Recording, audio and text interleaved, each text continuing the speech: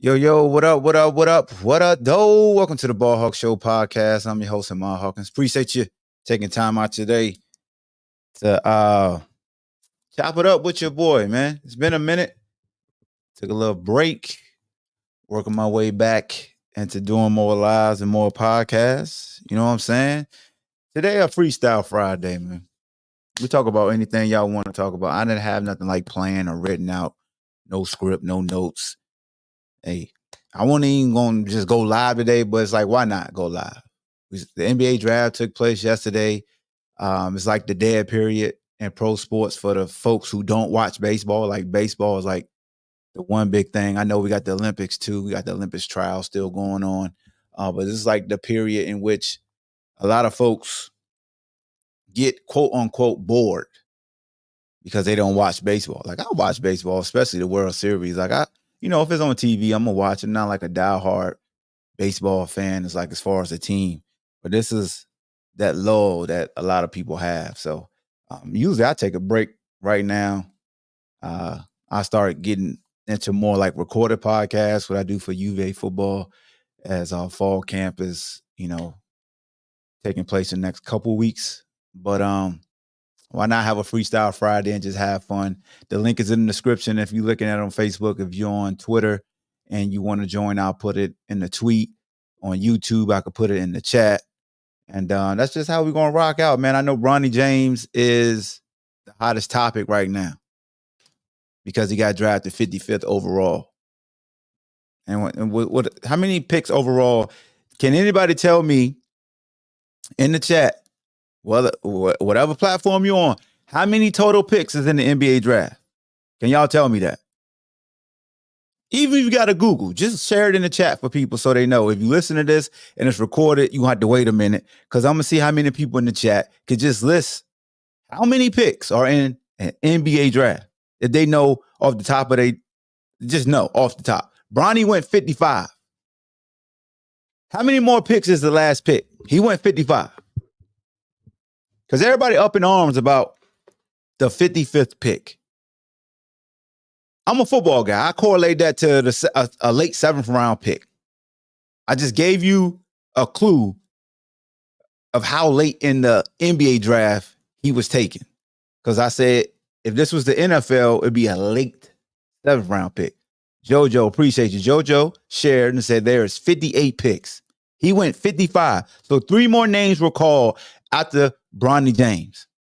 And everybody up in arms. Oh, I can't believe it. The Lakers, they don't want to win. We talking about the 55th pick in the NBA draft. Again, I'm more of a football guy, so if I start using football analogies, bear with me, man. Don't hold it against me. But if I'm watching the NFL draft, bro, and somebody hit me up, tweet me, text me, call me, or they sitting right beside me like, man, I can't believe I'm going to use JoJo like the Packers. I can't believe the Packers picked that so-and-so with their last pick of the draft. They don't want to win. I've been seeing Laker. I don't even know if you're a Laker fan. I just think you're a LeBron disliker. That's what I'm going to call you. I ain't going to call you a hater. You're a LeBron disliker. I just made the word up, disliker. You know what I'm saying? The LeBron disliker club will just say, oh, that's what, see, they ain't trying to win. Come on, man. Like, I'm trying to tread lightly, bro. I want to really have fun. But a lot of times when you have fun, people get offended. So you got to put disclaimers out there like, yo, we like this might be a troll episode where I just be saying a lot of just, I want to like really like wear y'all shoe. Like, I really want to be a hater right now and just hate you for hating LeBron. That's what I want to do. I just want to be a diabolical hater right now because it ain't in my spirit to be a diabolical hater. It's not. It ain't in my spirit to just look at somebody and say, you ain't going to succeed. That's just not my character. And I'm not knocking you if that's your character. I'm really not. And I'm sorry because I just called you a hater, right? So you see that, like, even that, I can't even joke because I like to I don't want to like hurt people's feelings. Like even when I'm petty hawk, I be feeling bad with some of the stuff I be sharing. Like, that was kind of low. Even when somebody done went low and took a shot at me, shouldn't have did that. I feel sorry, man. They might be going through something. I mean, maybe I don't have too many like mental health workshops and things of that nature that I just see things differently. But damn it, I'm gonna be a diabolical hater right now. Let me talk to y'all right now. Let me talk to y'all. Shout out my dog Paul C. Do what he say in the chat right there. Share the live and hit the like. So Bronny James, if I'm not mistaken, when he came out of high school and he got to USC, if you Google some like early mock drafts or early just predictions for this year's NBA draft, this was pre-heart condition. Bronny was seen as a first-round prospect because this draft, and everybody can agree, this is one thing everybody can agree with, without a shadow of a doubt, that this was a weak NBA draft. So when Bronny said, I'm coming out of school, and everybody was like, oh, he need to stay. He need to stay. He's stupid. I got you, Bean. Let me finish this. He need to stay. And I'm like, bro, this is a weak draft. He's smart. If he tried, my mind is working 100 miles an hour. I want to throw this out there for all the people, man. Like, I'm trying to be super respectful.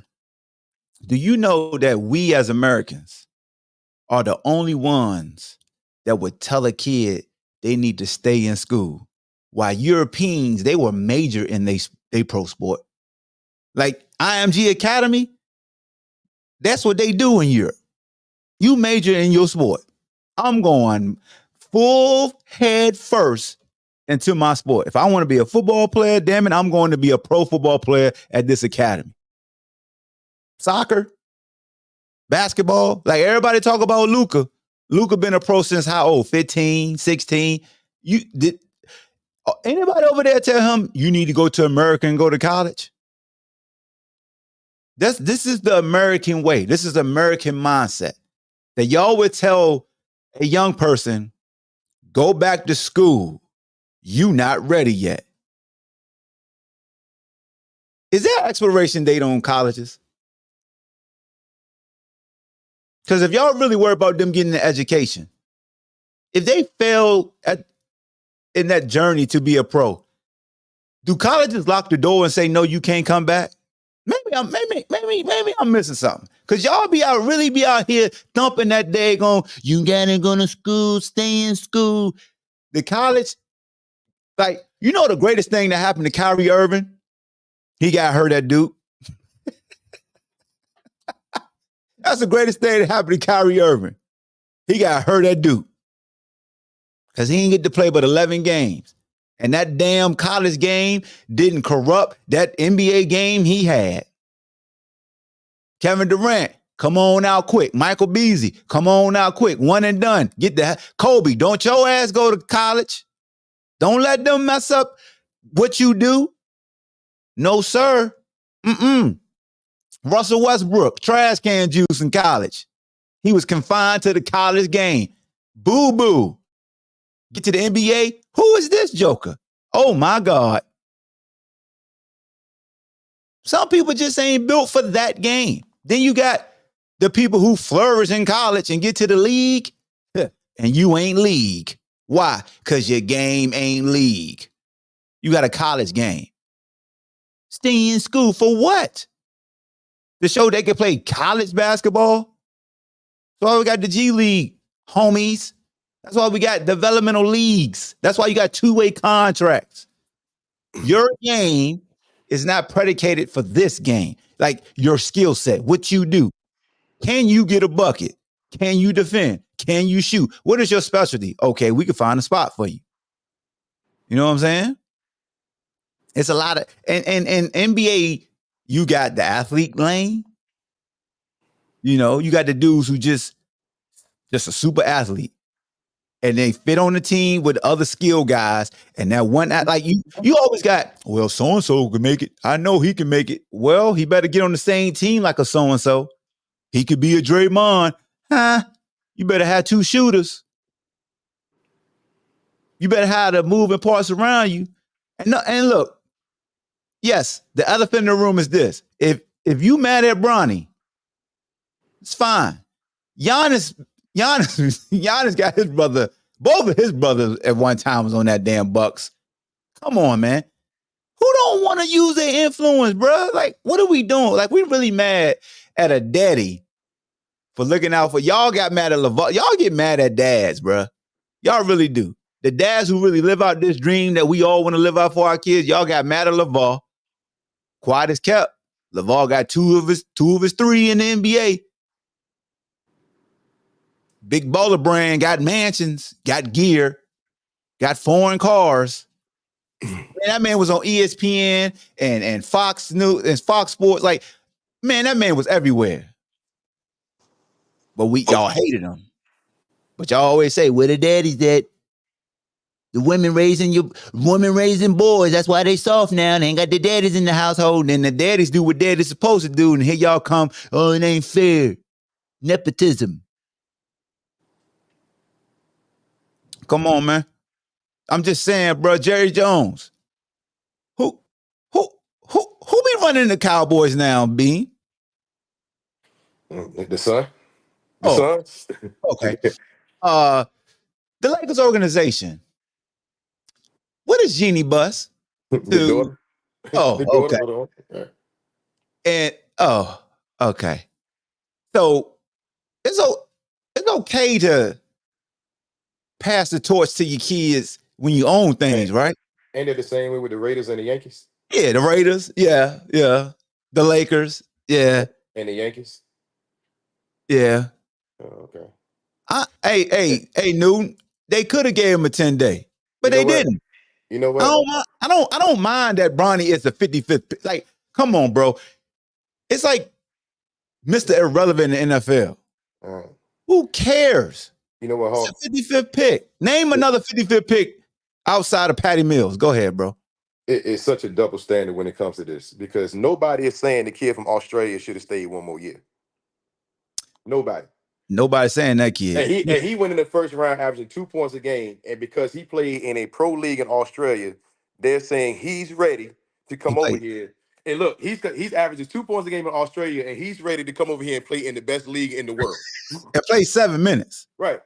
Like, let's make that make sense. And then, when it comes to Bronny, the part about Bronny that people overlooking is he's been in the building for the last 5-6 years with the Lakers, so they know him.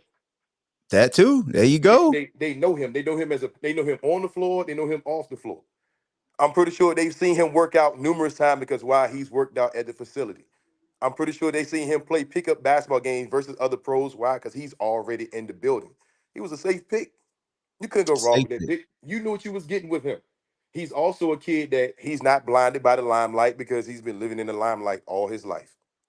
You take a young draft pick who's thinking about buying a Ferrari and a Lamborghini and all that stuff.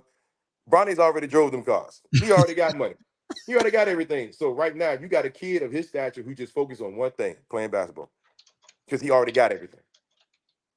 But yet, we scrutinize him and try to pick his game apart and everything because of who his daddy is. I think the same thing. I tell people, I said, y'all don't realize, I said, the type of chances that Bronny can take, regular people like us can't. You know what I'm saying? Because we don't have a lot to fall back on. I said, this dude is going to be set no matter if he makes it or not. That's why he can take that chance because he's set already. So right now he's just trying. You know what they say? The kids, he's searching for a passion now. You know how they tell the kids when you're young, find what you're good at. He's trying to find something that he's good at. If it doesn't work out, oh well. I got plenty of money to fall back on. And he's not even trying to be his dad. But the funny thing is this: a lot of people criticizing LeBron for giving his son an advantage, but how many dads out there have started their own AAU team or started their own youth football program because their son ain't getting no playing time on the team? I hate that. I hate that. That's why youth sports are so oversaturated with teams right now because nobody wants to compete anymore. I want my kid on the team, and this kid don't even want to play, but they start a whole new team just for their kid. Yep. You know, Yep. and that's why I understand, man. It's like I know a lot of you jokers too, but again, man, I got a heart. I don't want to tag y'all and call y'all out because I see and I be seeing y'all what y'all be saying about what Bron did for Bronny, and y'all be the head coach just to play your kid, like, and you doing it for free. Exactly. Your kid ain't even making money. He make sure his kid make his.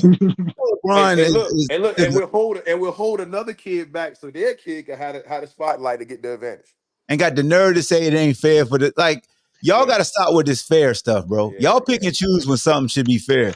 Exactly. And look, it's people in this world, and you could have like.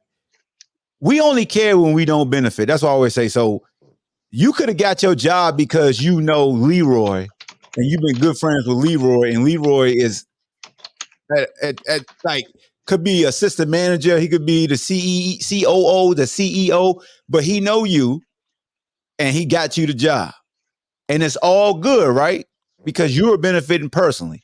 But if somebody else benefits despite somebody you know, now you got an issue with that person that got the same grace that you got. Like everybody knows somebody. That's why you got references to call on your behalf to be like, hey, so and so used to work for you. What type of work are they? Because they're gonna give you the nod based off what they said about you. And you might, and we got to stop this too. The deserve, earn, all those words we use. Like, let's cut this out, man. You know what it is, Hawk? Jealous people call it nepotism. Yeah. Smart people who are in business call it networking. Networking. Dude, and I'm glad you said that. You know, I'm in corporate America, so Hawk, you know, both of my kids in college.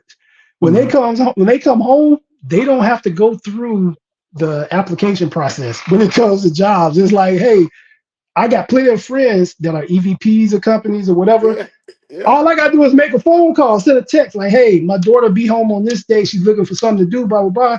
Okay, cool. Tell her to send me email me her resume. And then next thing you know, she's like, Dad, I started work on such and such day. You know, or my son be like, Dad, I started work on, and they didn't have to do no process. But because I know, hey, people in other companies, hey, can you hook my child up? They know me. We have a working relationship, you know, from the past. Like, yeah, send me their resume. And they already in the door just that quick. You know, just letting me know they about to come home from college. You know, so as a parent, we already did the hard part. Yeah. We already did the hard part as a parent.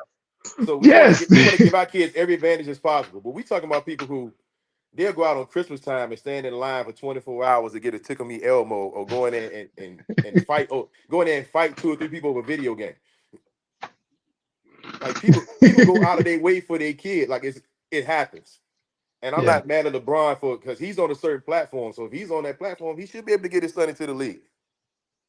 I agree, man. Nothing wrong with that. You know what, Carl, you remember I used to say, I said, some people need to say before they make a comment about LeBron, the first thing they need to say is, I hate LeBron. So then we know exactly where they're coming from. We know, I said, because some of their comments, they really think they make sense. I'm like, nah, dude, this seems like it's coming from a form of hate that you just don't want to admit, that you're actually hating that he's able to do what he's able to do.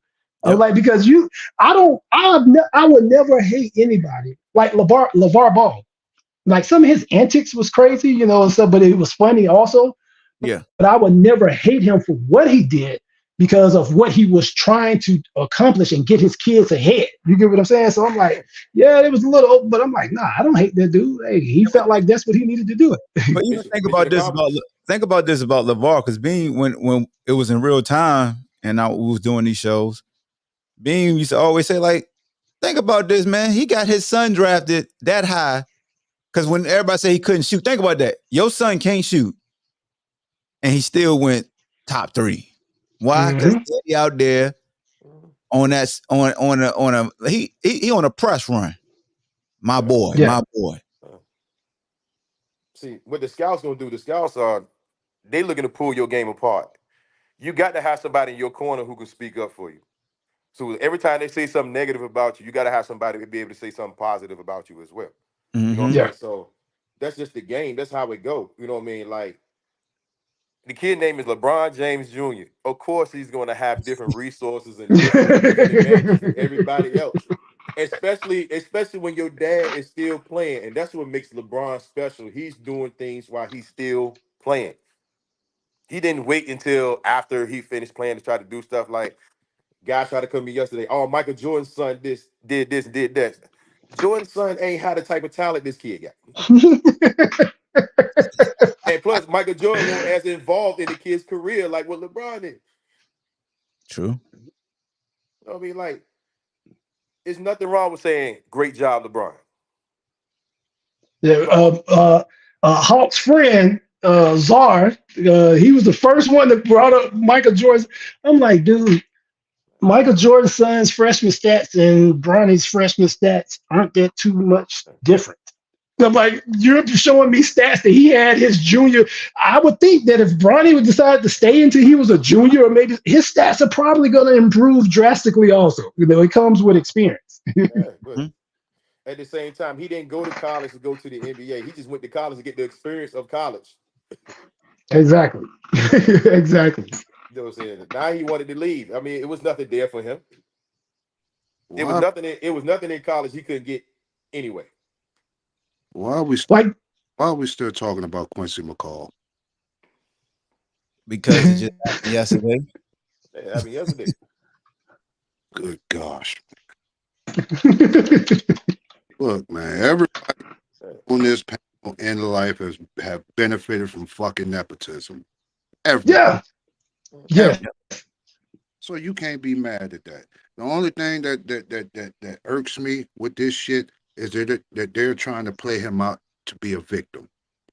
Nigga, we done seen this shit before. We seen it with the Ken Griffey Sr. and Jr. We seen it with Barry and Bobby. Hell, what was another father-son duo in sports?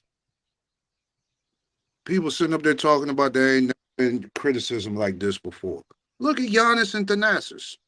Niggas been criticizing him since he's been in the league. Thanasis ain't good. Yeah. Dude. So you know what I'm saying? Like it's hard to criticize people with talent. You can see it, like, okay, you know what I mean? Like, what real talk, Bleav, does Bronny have talent, enough talent to be in the league, though? Yes. No, he does not. Yes, he does. And 19. He's 19. Is the cement dry? Is he as good as he gonna get right now? Is his heart good? No. Is he as good as he? Okay, he's been through all kinds. Like, his dad got the best. His dad can get him the best doctor money can buy. Mm-hmm. He's been tested. He wouldn't have went through the draft process. The NBA would not have let him go through the draft process if he wasn't good. He would not have played a game in college if he wasn't good. So please tell me right now, is the cement dry? Is he as good as he gonna get right now? But that's a lie. All right, well, so Sad, let me ask you this. The NBA draft that we used to watch when we were younger, right, is a totally different draft now that goes on because everything is about potential now. They don't even really care about the people who actually showed in college I can average 25 points a game. They'll go look past him because this kid right here has a huge upside, in 2 to 3 years from. Just look at the number 1 pick. Yeah. They care about upside and potential now more than the actual finished product. Because they want the guys to come in young so they can learn the NBA game. Exactly. It's easier to teach them at 19 because when you teach them at 19, and guess what? Them 3 or 4 years that they're going to spend in college, they've learned the NBA game. They learn how to play in the NBA now. But I mean, where was this kid when it come to Bronny before the heart injury? How did they view him before the heart injury? A first round pick. First round pick. He was a first round pick. If you go back and Google all those reports when he was going to the USC and then saying if he leaves, where will he go? Everybody was saying first round. Only thing that changed is his heart condition. Now and then people want to use his college stats. What was that year Kentucky had all the McDonald's All-Americans? And then they I'm sorry. He did suffer for having an older girlfriend. Apparently, he failed the interviews. I would rather see Bron play with Bryce because Bryce is a lot better than Bron. It's gonna be like, Bryce is like LaMelo. The younger one's gonna be the best one. Well, I mean, Bronny got his own style of play. He's not trying to be his dad. Yeah, he's gonna be gonna be a better version of Marcus Smart. Yeah, they look at him as a 3-and-D guy. But guess what? Marcus Smart is in the league. Marcus Smart was also a lottery pick. You just say he's going to be a better version of Marcus Smart. Yeah, he's going to get... Marcus Smart was also Defensive Player of the Year. Yeah, that's true. And he was also a starter in the league. What year was that? So it was 2021 when Kentucky went 9-16. But on that roster, they had 4 players ended up getting drafted into the NBA off of that team that went 9-16. The most points one player had was 11.5 points. Everybody else was below that. And they all ended up being drafted. So when people bring on about, his points, I'm like, dude, when you got that much talent, I said, people think just because you add talent, it's supposed to mesh. No, talent still has to be coached. And you got some players have egos. They come from places where they were the man. And now all of a sudden they're on a team with a whole bunch of dudes that's on the man. Some people have to find their role. Some players refuse to find their role because it's like, no, I'm the man. Give me the ball. And then that's how you end. I'm sorry, go ahead. My bad. When you go to Kentucky, everybody on the roster averaged 20 points a game in high school. Exactly. And that's how you end up with one dude averaging 11.5 and he was the lead scorer. Everybody else was below that. When you walk in the gym and say, I'm a McDonald's All-American, you can have like 8 or 9 other guys raise their hand and say, me too. You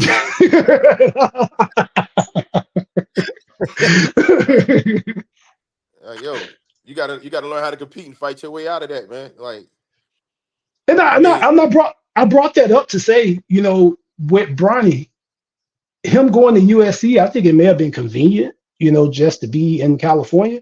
But if he had to redo it, I don't think he would have went to USC. I don't think it played out to even the kid from Georgia that ended up there. There's supposed to be a lot. That was supposed to have been a lottery pick. The kid with the dreads or braids or whatever it was. But I think they ended up having like 4 different guards that all played basically the same position, had the same type of skill set. But see, but let's get into it though. You know what I mean? Like when it comes to this whole draft process, because like everybody thinks that what you do in college holds all this weight.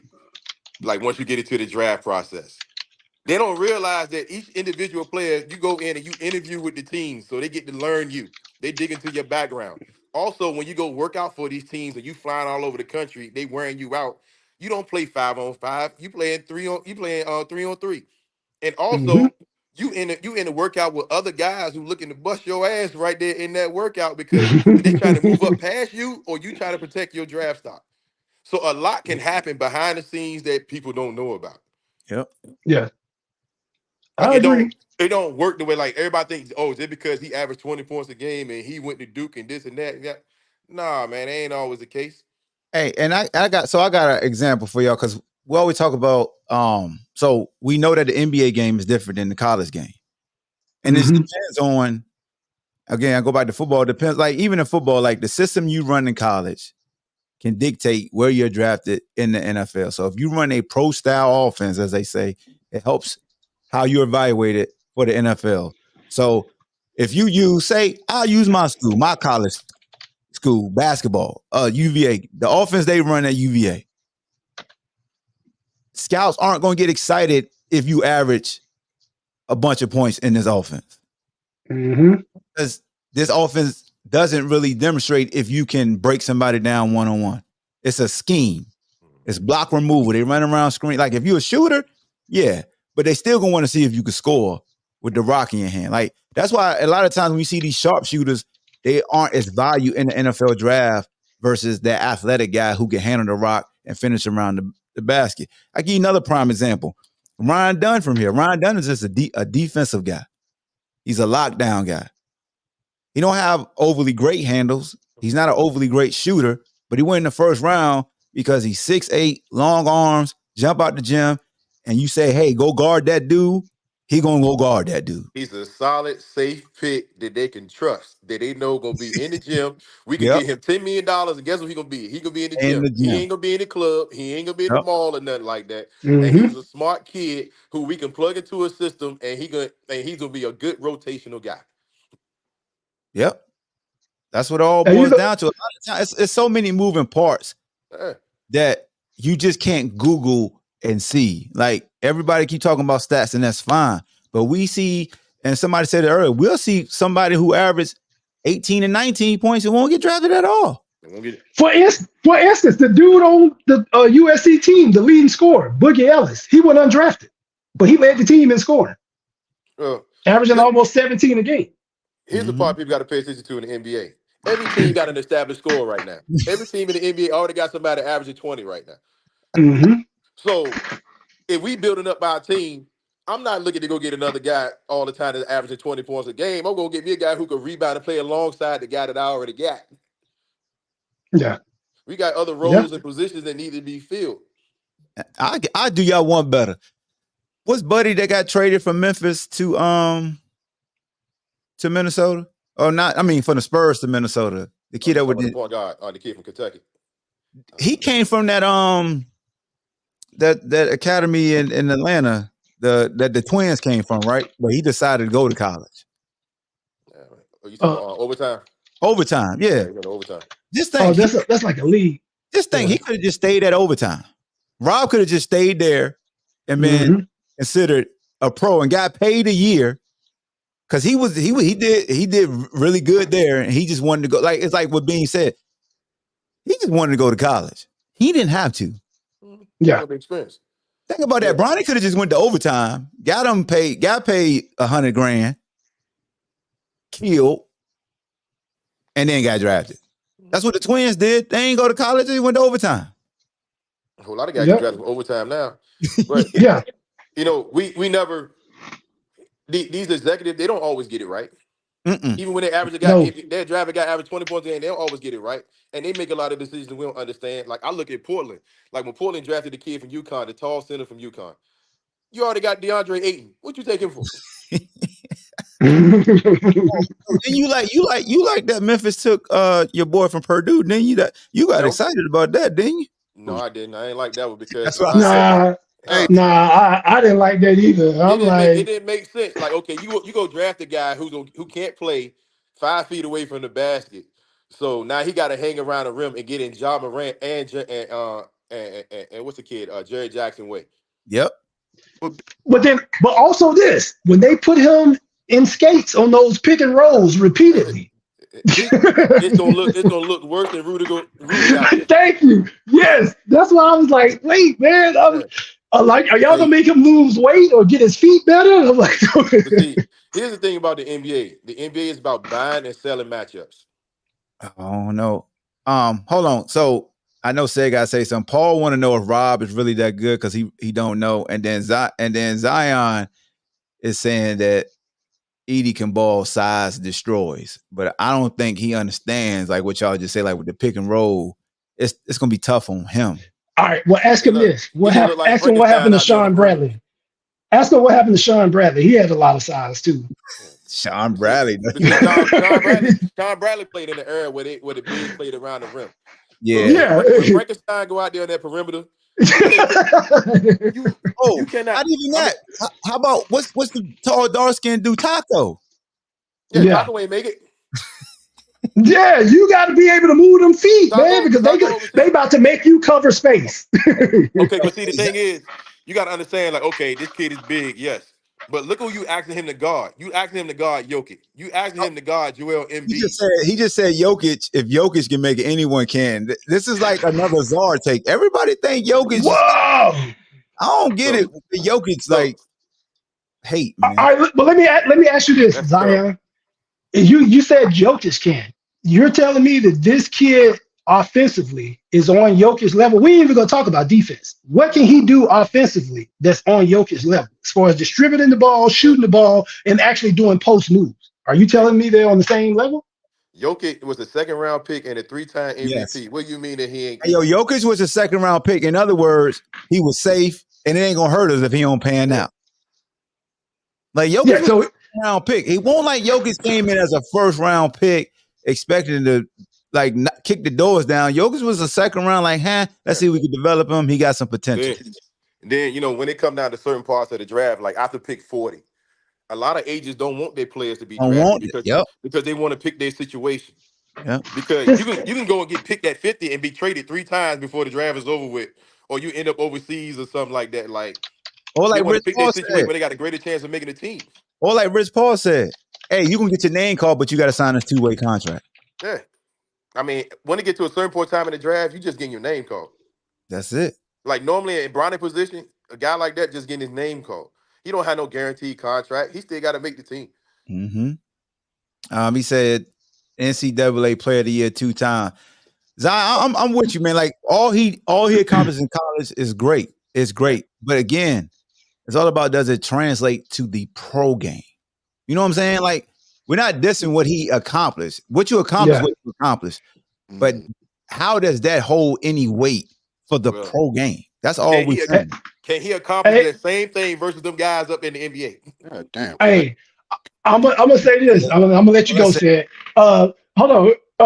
Doug McDermott was NCAA Player of the Year. What did he do in the NBA? Talking all goddamn day. Can I get my comment in? Shit. Go ahead, sir. My bad. Yo, and talk shit about Zach Edney. Didn't Steve Adams play the same way that Edney did? No. Bullshit. He couldn't play 5 feet away from the damn goal. Bullshit back to you. No, and Steven Adams could move a whole lot better than Edney. Yes. I give you that. Steven Adams did a rebound, bang, and also go out there on the perimeter, you know what I'm saying, and defend the screen and roll. He got a roll. Yeah. Then why did they trade him then? Outside of him being injured all the fucking time, why did they trade him? Because with something like I just said earlier, the NBA is about buying and selling matchups. He's an experienced center who went to a young basketball team. Like when he was in Memphis, when he got traded to Memphis, he was there for leadership and the guy, those younger guys, it'll be a physical presence, but also to match up with the other centers in the East. Man, Dwight Howard should not be in the conversation with these. Dwight Howard's an athletic freak. Yes. On, man. Dwight Howard was the #1 pick who panned out straight from high school. Odin was a dude who could move too. He was a freak. Like I'm sorry, man. This brother don't move like the guys we talking about. Actually, well, I'm gonna say this. Yes, Goldert has more athletic ability than Eddie, right? But look how Goldert is struggling with these pick and rolls in the league, and he got Defensive Player of the Year. But look how he's getting humiliated in the playoffs. You mean Rudy Gobert? Yeah. Yeah. You said Goldert. Who is that? But however his name is, you know what I'm talking about. Hey man, Zion, I think you need to really watch more games, man. Like you and Czar and this Jokic stuff. I don't get it. Like y'all see Jokic way different than we do because Jokic be killing. For these people with these horrible damn takes, like the one I just gave a few seconds ago, you need to bring y'all asses up here. No. Okay. Who have we? I mean, he's saying all this stuff about Jokic. Who have we seen stop Jokic? Only time we seen Jokic slow down was when Dwight Howard and JaVale McGee and Anthony Davis took turns guarding him, and he's still getting buckets. So we seen a dude who damn near averaged a triple double, and he done got the MVP 3 out of the last 4 years or 3 out of the last 5 years. And come on, man. I don't even want to have this conversation. Honestly, in my opinion, I think the two people that give Jokic the most trouble is Anthony Davis and Sabonis. I think it's more so Embiid. I really haven't watched that matchup. I need to watch it, but I know them two go at it. I know them two go at it. I know Sabonis gives his ass to work every time they play. Yeah, Sabonis do a good job. Sabonis give a whole lot of people work. Yeah, Sabonis on the low. Sabonis give a lot of people that's work. That's a walking double right there. Like you get a lot of people work, but we are asking Edney to guard these guys though. And here we go. Zion is a Laker fan. AD does not give that dude hell. You better stop, Zion. You ain't slick. And B, we go give him credit. We're not giving none of your Laker bigs any love. I don't mean no harm. When you go back and you look at AD numbers like in the playoffs versus Jokic, AD got solid numbers versus Jokic in the playoffs. Just Denver won the game. Damn it. Nobody gonna talk about your numbers when you lose. Damn. But hey Zion, let's talk about how your damn Lakers became a simp organization. Oh Lord. Niggas are simps now, man. Real talk. I would love to hear your theory on this. Proceed, sir. What? Why are they simps? Let us know. I mean, you got a podcast coach, and then you go draft his son. Come on now. I can't say nothing about the coach. He retired from podcasting. So he's not a podcaster. I can't say that about the coach, but you know what I'm saying. The son think the son want a bad pick, man. Beam. The son want a bad pick, man. Beam. Yeah, that wasn't a bad pick. I like that pick. Okay, what can he do? I ain't hear you. A truck was passing by. What? I'm saying, like, what can't LeBron's son do? What can't Bronny do? I'm gonna stop calling LeBron's son. What can't Bronny do? Look, I got no smoke for Bronny. None. That's what's up. I got smoke. Now, also, the NBA is the business, right? Of course. I mean, if you got a chance to draft somebody and put him on the team with his dad who is still playing, and it's another way of putting butts in seats, and for everybody to tune in and to keep your market flowing, because people looking to buy his jersey right now. You not gonna do that from a business standpoint, especially at pick 55. Because I'm gonna tell you right now, on July the 12th in Las Vegas for NBA Summer League, because I'm gonna be out there. When the Lakers hit the floor, it's gonna be standing room only in there. I wouldn't do it. I'm sorry, I wouldn't. So you ain't trying to make no extra money on the side. With a guy that you ain't even got to play. There's other ways to make money. Because people talking like this kid gonna play 82 games. He's not gonna play 82 games. Okay. All money ain't good money. You should know that from the street. All money ain't good, but guess what? We ain't at the street though. We in the arena. But look, a lot of people take that street mentality into the business world. But guess what? You got the chance to do something historic and have a father-son combination. You be the first organization to do it in basketball. And Bruh, people and it's with a guy who's still relevant in today's game. And you can sell some extra jerseys off that and make some extra money. Beam, this ain't about Bronny. This is all about LeBron being able to say he did something again that nobody else did. Don't we all want to do that? Hell no. Oh, yeah. No. So you want to be the first or something? I don't want to play with my children. You know what I'm saying? I mean, that's you. You know what I mean? Some guys got other goals. Bad business. And plus, I mean, you know what I'm saying? Like, we can't sit here and can't nobody sit here and say that LeBron is a bad father. Like, everybody say he's heavily involved in his children's life and he enjoyed being a father. So of course, by him having that bond, he's gonna want to play with his son. That's one of his goals. I only think his mindset on winning championships or anything anymore because he done everything. The main thing you hear him hollering right now is saying that I want to play with my son. Now he ain't did everything. He needs to get his win percentage up positive. But no. Ain't nobody gonna care about that once that cement dry in his career. They're gonna look and see 4 championships. I do. And I ain't gonna see 4 championships. I'm gonna see 6 losses. Okay, so do you say that about Jerry West? I sure do. You know what I'm saying? Or like, do you say that about Wilt? Because Wilt ain't, you know what I'm saying? When you look at Wilt numbers, he should have won way more championships than what he did. I sure do. Okay, well, I mean, I can take that from you. If you say it, then cool. But at the end of the day, he's still going down as a winner because he got 4 of them things to hold up. Going down as a loser in my book. But okay. I have nothing bad to say about LeBron or his son off the court because he exemplifies what a black man in America should be. And last night he did what a black father should have did. Made sure that his son made it to the league. Made sure his son got a job. I get it, bro. Any father that kids. Yeah. My gripe isn't with that. My gripe is with the Lakers. Come on, man. Y'all story franchise and y'all are bending knee to a celebrated loser. It's great marketing. No. Great marketing. Because but you know what? The Lakers been a part of a generational loser because Jerry was a generational loser. It's great marketing because at the same time, when Bronny James' name was being said this whole time leading up to the draft, what team was they attaching to him? Wasn't they? Of course, it's that. All right, so therefore, like, it's great marketing. It's also publicity for the Lakers too. Because you don't think the Lakers sit back and ain't tracking to see how people feel about Bronny being in LA? It's a business side of it too. It ain't just about X's and O's. Hey, look, bro, like I said, I've been nepotism before. I ain't got no problem with what he did. None. Chris said a billionaire making sure your son has a job is crazy. Hey man, you better all your favorite sports teams, It's usually a So billionaire making sure their son got a job and he worked for Jerry Jones shouldn't have hired his sons there. They should be out doing something else. the Raiders. They should be out doing something else. I say because Jerry Jones, his two sons and his daughter are the CFO, CEO, COO, and what Mhm.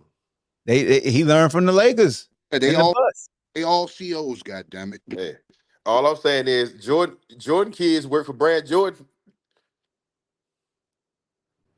I mean, I'm trying to figure out why when you think about it, it's like, duh. All I'm saying is Okay. this: if you a parent and you got $1 billion corporation, who you gonna trust more than your kids off the bat? Why you looking away like that? Who you go? Who you gonna trust? Who you gonna trust more than your own kid right off the bat? You Hey, try to keep yo. the business in the family, right? But Beam, that's a double-edged sword because who'll be the first one to stab you in your back? Hey, And he I'd went rather to take. college Who to would you have a rather take your team. chances on somebody you don't know your own kid? You trying to keep the business in the family. You trying to groom them the same way. The same way Bron trying to groom his son on the court. You know, it's somebody up in the front office trying to groom their kid in the office to keep stuff in house.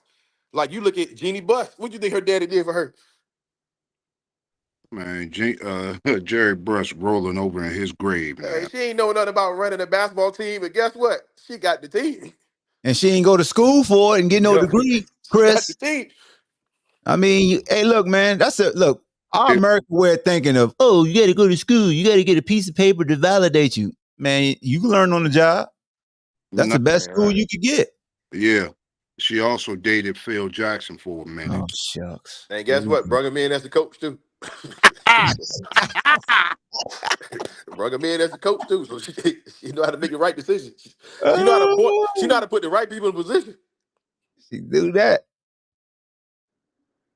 You know what I'm saying, man. I mean, Don't bother. it's still a business, man. I mean, I know we look at it as a sport, but it's still a business, and of course, certain things gonna happen behind the scenes that's gonna keep the business running.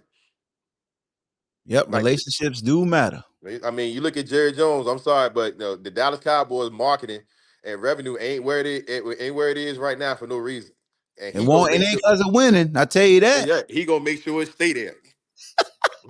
Cowboys revenue ain't because of winning. He gonna make sure it stay there. Oh, y'all want to hold an NCAA tournament in Jerry's world? Fine. You know what I mean? Like, you want to hold WrestleMania here? Fine. He gonna do whatever he got to do business wise to make something work. Yeah, because that Star is the top 3 most recognized logo in the world, outside of the Yankees and the Boston Red Sox. And if you got Netflix, his cheerleaders got a series on there right now. But marketing takes place. You got to have the right pieces in place to have quality marketing. And Bronny James was a quality piece to have in place for marketing with the Lakers. Boy, let me tell you something. You don't think that's gonna be a story they're gonna have when Bronny James gonna play a regular season game, Lakers countdown clock. All right, Man, folks. look. So we got to get back to Matter of fact, LeBron's first All right, bro. assist. Peace, man. LeBron's first assist to Bronny James is gonna be special. There's gonna be everywhere. Hmm. Man, they're gonna have father-son stats that only LeBron. Yeah. Like, because we will never see no father-son duo in the NBA. Like, baseball, it was tough and became like a dime a dozen type thing. Like, oh man, because baseball longevity, you see guys play was it 15 and 20, especially like a pitcher or something. Like they look at you of being able to play longer. But basketball, this unprecedented, like what LeBron doing is unprecedented. Like, as much as people may not like LeBron, like the year he had last year at that age, you'll never see that again for a long time. I mean, we know Kareem, when he started doing it down, people say we'll never see nobody break Kareem record. And then, decades later, LeBron doing it. But, bruh. You know what I love, Hawk? I love the fact that LeBron finally playing with a guy right now who could come out there and play like pure garbage and he'll never say trade him. That's the one guy that can come there and play like he don't belong, and LeBron be like, nah, you can't trade him. You know one thing, LeBron though. One thing I'm surprised about, man, and I gotta knock him down a couple notches, man. Now there's rumors that he's sleeping with a player's mother. I don't like it. You mean his son mom? His son mama? Yeah. You know, I mean, it's That's a what we lot of doing guys. with Brian. Now we sleeping with your teammates' mamas. They tried to tell us years ago, man, but Yeah, because I mean, the kid who went #1 in the draft, I seen a player come out and say like, "Hey, man, he shouldn't have been #1." oh yeah. Start because like I played against him over Ain't that Mace? Frank Mason from Petersburg, Virginia. Yeah. And he like, no, man, like he ain't bad, but definitely not #1. I mean, didn't Bronny play against him too before? Yeah. Who had more points that game? I want to say Bronny. Bronny. Yeah, Bronny did. Now, I mean, I will say this about Bronny. Whenever we seen him in a big game, whenever he played in a big game, he showed up. He showed up in the McDonald's game. He showed up in the championship games. Like he showed up. I can't take that from him. But I mean, just the scrutiny that come along with it for being the 55th pick. Like, come on, man. Hey, and here's the thing, Bronny. I just want to let you know. This is for my Caitlin Clark fans. You're gonna get everybody's best shot, Bronny, because you LeBron's son. Of Okay. course. So I want my Caitlin Clark fans to follow Bronny James and cape for Bronny James and say, Okay.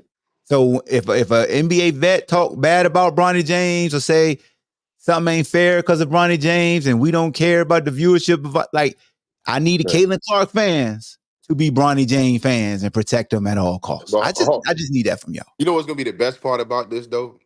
If both of them in the game, if Bron and his son is in the game, and his son getting work, it might piss Bron off and give him another gear.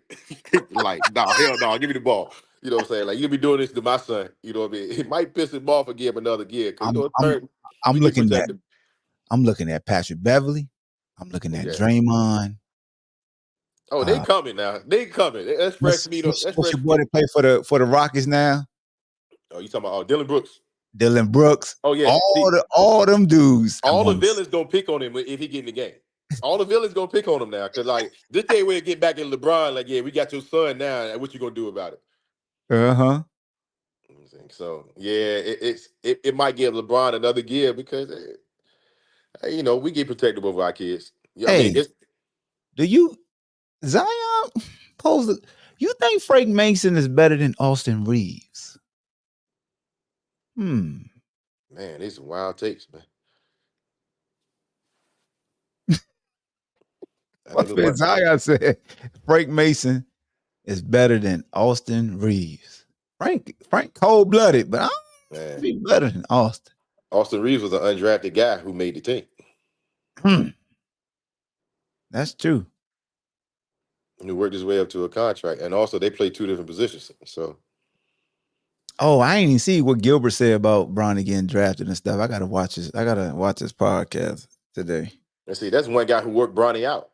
Yeah, he said it. He said once somebody pushed Bronny buttons, that dragon come out, and you like, oh, somebody work him out. You know what I mean? Like, and so you get two different opinions of Bronny. You get the guys who work out with him, who play with him. Then you get just the regular talking heads who just sitting on the other side, who looking to say something negative about him.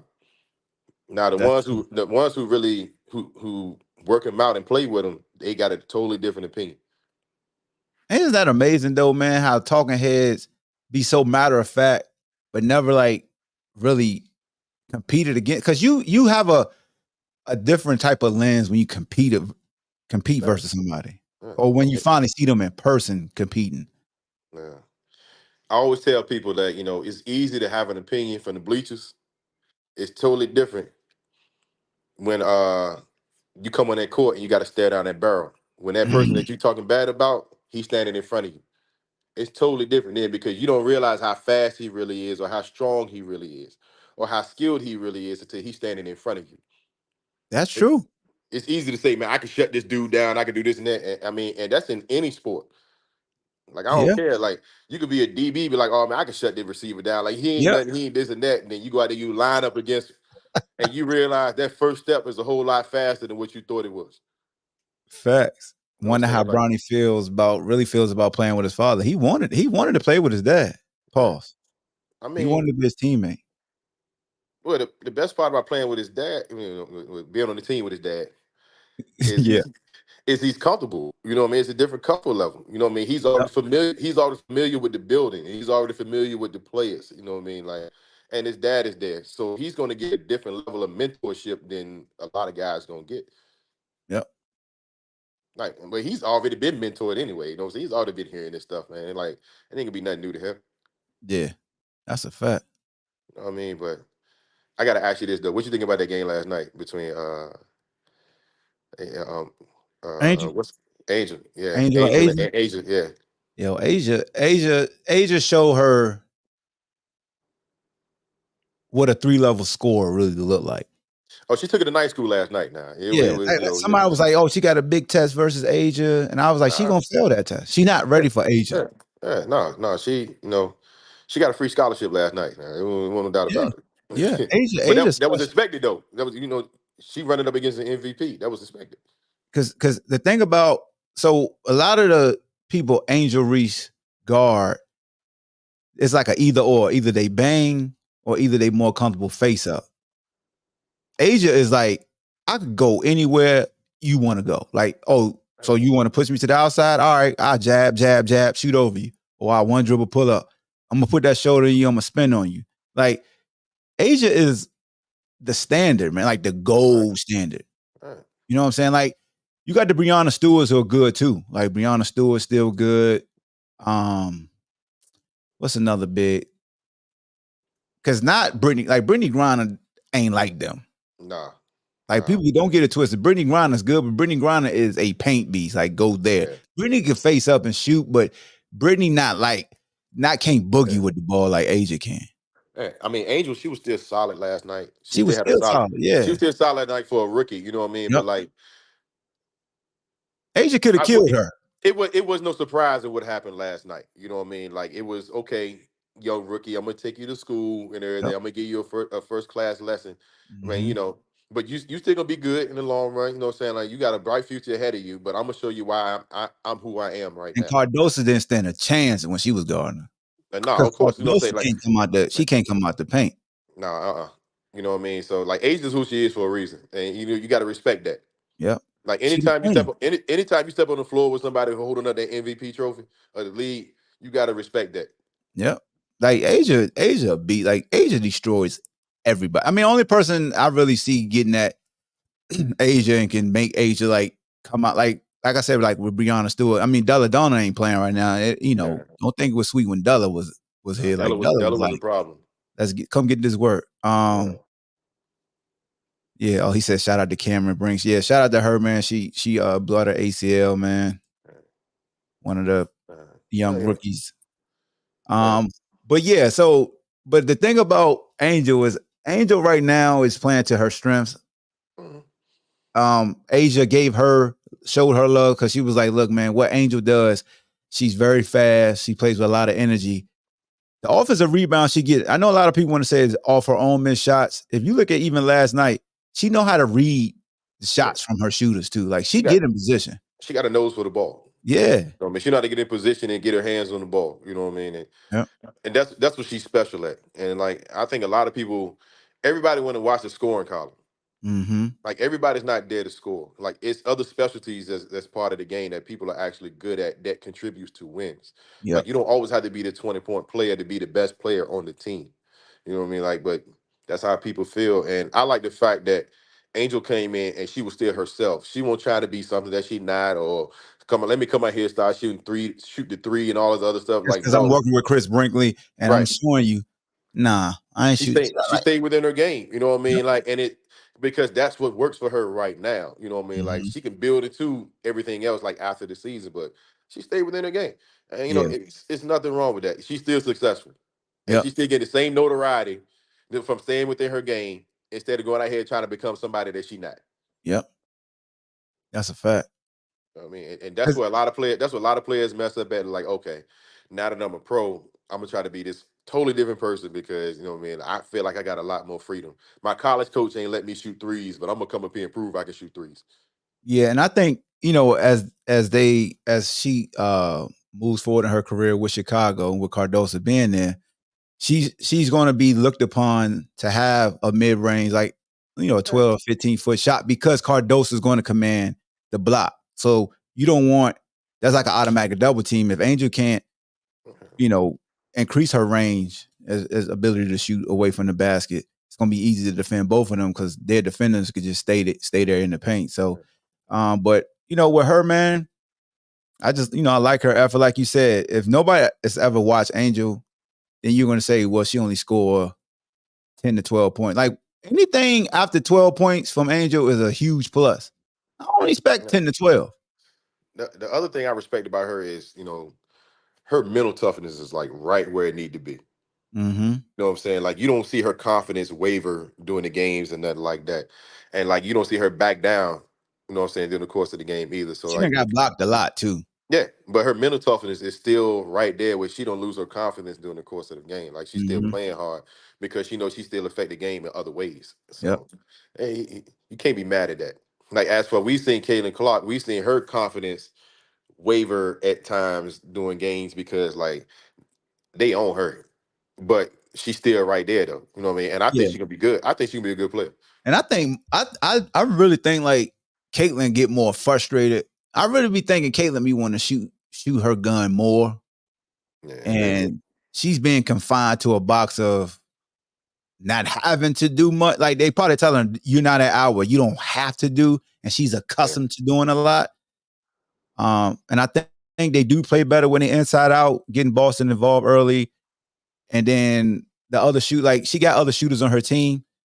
I was a little disheartened last Sunday though in that fourth quarter versus Chicago that Caitlin wasn't, in my opinion, and I don't know if it was a coach or what, won't being aggressive and taking shots because she had opportunities to take shots and she just won't taking them in that last 3 minutes, and that's what discouraged me, man. Do you think it comes from them trying to make sure she learned the WNBA game instead of just coming in firing? Hey, you know what I mean? Yeah, Like I think it's learn. like that happy. I think it's like that. Not to cut you. I think it's like a happy medium, right? I think the coaches probably communicating that with her.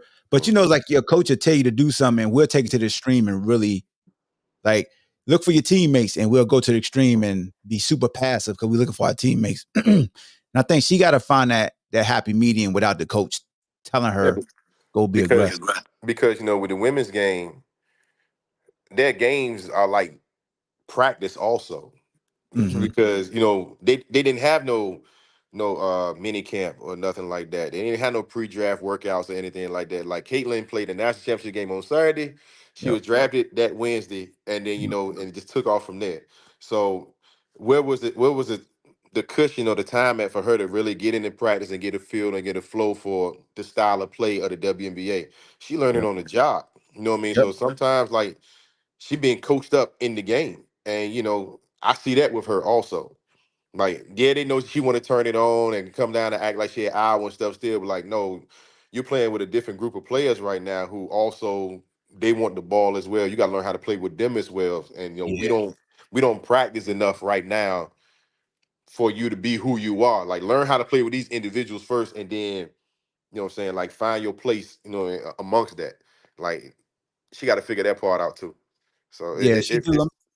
Because not to cut you off, like Kelsey Mitchell leads the team in shot attempts a game, 13. And then Caitlin got 12, and then Boston got 11, and then Mitchell leads the team in scoring because it's by 0.1. She averaged 16.3. Caitlin averaged 16.2. So a lot of people are saying that they don't even feel like Caitlin's a 1. They feel like she's a 2. And I talked to one gentleman. He feels like Mitchell's a better PG than Caitlin is. So I mean, I feel like Caitlin could be the 1, but it's just you have your turnovers. I know right now she averaging 5.6 to her 6 assists. So that turnover ratio to assist ratios is bad. But I just think it's like a transition, man. Like a lot of some of the passes are right there and they don't handle them. And I talked to a statistician yesterday to all the folks that were questioning like with the bad pass, like the passes that the teammates just drop. If it's deemed a good pass and the teammate doesn't handle it and it's turned over, that goes to the teammate. So it's a judgment when it comes to passing. They just don't automatically give it to the passer just because it goes through the hands of the receiver. If it's deemed a catchable pass or a good pass, they don't attach that turnover to Caitlin. I'm pretty sure if, we talking to Jordan people, they ain't going to let Caitlin take all the goddamn turnovers. I mean, she gonna play the point guard position because people there to see her. And of course, the best way to be seen, and when the fans coming in, they want the ball in her hands. So if she playing point, she got a ball in her hands. Hey, it's a win-win situation. You know what I'm saying, for the fans, but also it's a win-win situation for her because as a basketball player, you're more comfortable when you got the ball in your hands a lot. Yeah. Like, that's why a lot of guys like having the ball in their hands because it's a different comfort level, so you get into a better flow because you touching the ball. Now, if you have her coming off of screens and everything, you got her fighting to get open all the time and everything. Like, I don't know. Like, I think it's better with her having the ball in her hands right now because now she learning her teammates. Now she learning how to run the offense. Now she learning how to run that team. So Yes. it's That gonna pick and get roll better. the pick and roll with Boston, I like that from the elbow when they running from the elbow / sideline. Like, Yeah. I like that. They do well together. Yeah, but And then, also the coach is trying to figure her out too. Like, what can we do with her? You know what I mean? Like, what kind of situation can we put her in? Like, we know the offense she ran in Iowa, but that might not be the offense for us here in yeah, Indiana. So she gonna be good though, man. Like, she loving got the some W. shooters around her, man. Mitchell could shoot that mug. Yeah, but see, Like, that's and you the can't thing. blitz her. If you got other shooters on the court, you really can't blitz her. Like, you Listen, can try, but that's why Mitchell be getting so many open looks. but see, that's like what we talked about. Like, Indiana had established scores on the team already. They had people who can actually play and shoot the ball. So like so when she come in, what's supposed to happen with them? You just tell them don't shoot no more, just let her take all the shots. Like, nah, like WNBA cut people every year. Like, you got draft picks getting cut. Like, these women are fighting for their positions every year on these rosters. So of course, they looking to protect their spots too. So to speak to your point, Kelsey Mitchell, since 2020, she's averaged at least 17, 17.9, 17.8, 18.4, 18.2 last year. And like you said, now you got the all-time leading scorer coming in. Now you want somebody who just came off back-to-back 18-point seasons and was an all-star to now take a back seat when that all-time leading scorer is also known as one of the best ever facilitators in college basketball as well. So it's like, I could create it. And then I got the current rookie of the year in Boston. Now, don't get me wrong. I know they lost a lot last year, but if I'm the coach, I'm gonna utilize Caitlin's facilitating as much as I can early because at the end of the day, I know that one could get her shot, and I know what she's going to garner, like the blitz and the double team and getting the best defender, getting all eyes on her. So you want to, if you can, get the others going quick because now her game becomes that much more easier, as you stated, like as being a rookie. I don't let you dominate the basketball. You facilitate it. Now when I take you off the ball, you in the rhythm because you've had the ball so much. But you If also that said makes some key sense. things though. You also said some key things though. You know what I mean? Shawty, she was an all-star. So, and if she led the team in scoring, that means what? Jersey sales. You know what I mean? Like, when you made the Mm-hmm. all-star team, made that another check. Mm-hmm. So of course, like, if you generating extra income while you playing on this basketball team for having a certain status on the team, you're not trying to relinquish that. You know what I'm saying? She's still trying to Yeah. keep her all-star status. She's still trying to make sure that her name is relevant when she's selling jerseys, like all of that. Because why? That's part of the contract where they getting the extra money that way also. Like, nah, they don't want Caitlin. She don't want Caitlin to come in and take all the shots. Mm-mm. Yeah, and to speak to your point, Zaya, I'm not saying while Caitlin's facilitating that she's not shooting. You always a threat to shoot. Yeah. If you ever notice when they go pick and roll, if Caitlin receives a pick and she goes to her left, she's about to shoot. It's gonna be dribble, step. It's gonna be James Harden step back. She taking a shot. Yeah. The WNBA is I no mean, different that's than the NBA. So, like, you're not gonna freeze the shooter out. What's gonna happen is they already got 12 to 15 shots already set aside for the shooter. So they're gonna call her play to make sure that she get a certain number of shots because they feel like we win basketball games when she take this number of shots. So we gonna, even if yep. Caitlin come out to hit 4 threes in a row, we still got to make sure that this other player get their shots in too. So a lot of that stuff Yep. is scripted. It's not like everybody think that on a pro level is like high school or when we go play pickup basketball. Hey, we just gonna throw it up and you get it how you live. Like nah, like Like it's certain players when they walk in the gym, they got an automatic 15 shots, no matter how bad they playing. They still gonna Yep. get them 15 shots. Yeah. So And to speak to what Zion just said, but what about when they physical? When the ones are physical, they go over the screen. So that's been my main thing, Zion. Like, I'm not a basketball guy, but observing her game since Iowa, anytime somebody has forced her to go right, you could dictate that she's going to drive. You don't have to yeah, worry about a step back. She will snatch back behind her back and take a shot, but she got to get back to her left hand. She likes the feel of the ball gliding up her left hand so she could get her shooting hand in that pocket. Like, that's why she likes to yeah. go left. She gets it in the pocket better. Going to the right, she really don't. So if she snatched back, she has to pause versus when she's going left, she got that step, like that step back she got, she can do that shit in But, her sleep. but you know what though, Hawk? Yes, her game is predictable, but you still gotta stop it. You still got to stop. Yeah, absolutely. And Still she know gotta how to stop it. get back. It's like Ginobili, right? We knew Mm, Ginobili was going to go left, but he was so mm, crafty. He knew how to get back to his left. yeah. He would threaten And you enough to the right to make you panic so he could get back to his left. but it's like what we agreed upon earlier. Like everything sound easy when you're sitting up there.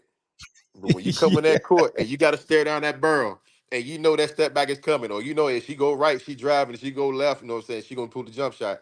You know what she about to do, but you still have to have the ability to stop it.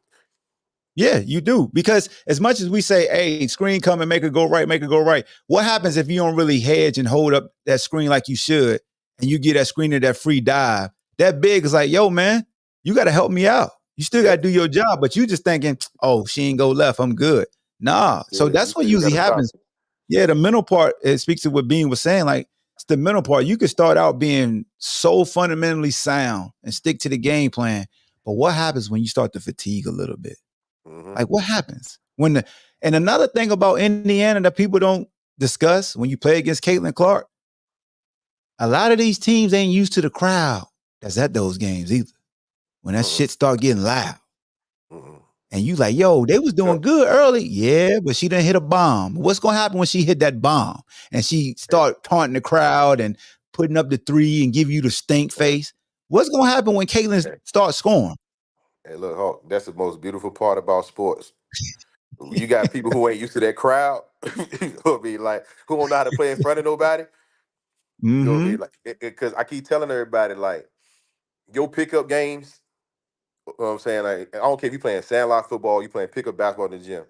It's a Yep. totally different feeling when that scoreboard come on and you bring the referees up in there. It's a totally different Yes, vibe. sir. And when you got people watching you, it's different. It's different. Like, don't think you could do what we do. You know what I mean? Like, it's different.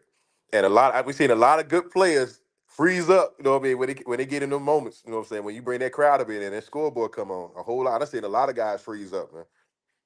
They can't Yep. do it. They just walking around, just looking up the whole time, man. Like to me, they look like farmers in New York City for the first time, Yeah. just walking around, just looking at the lights. Like, can't do that, man. And I know you see it in football, man. Like playing at UVA, and also just being a pro and stuff. Like it's different.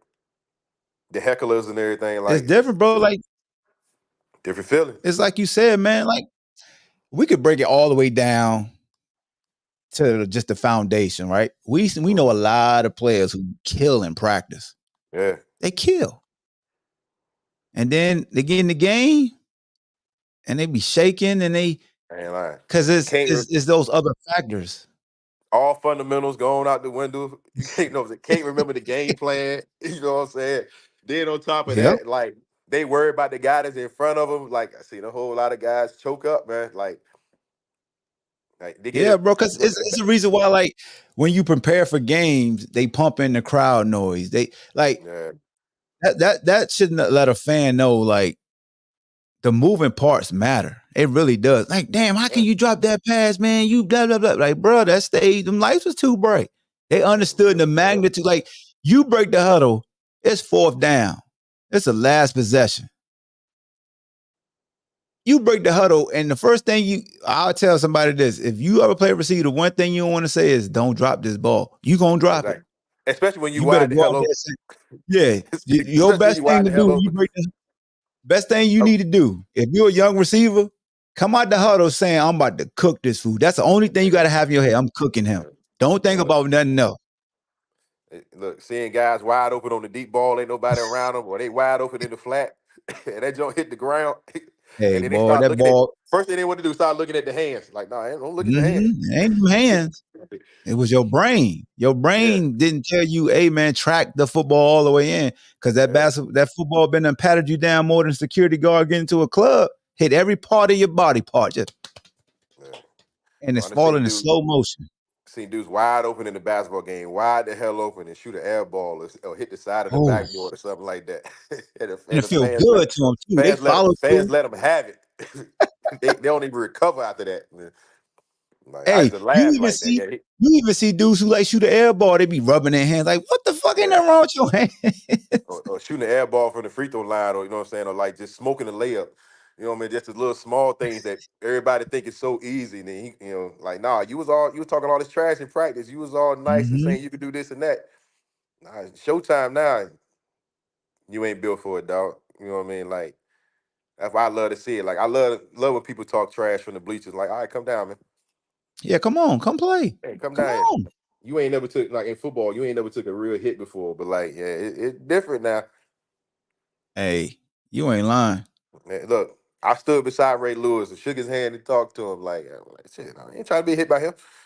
Hey man, that's why I like most of the time, man, I like taping my like I could joke around, but when it really Yeah, comes to like breaking down the game and providing constructive criticism, yeah, I stray away from like somebody was scared, somebody I just be like, yeah, hey man, they understood like who was on the other side.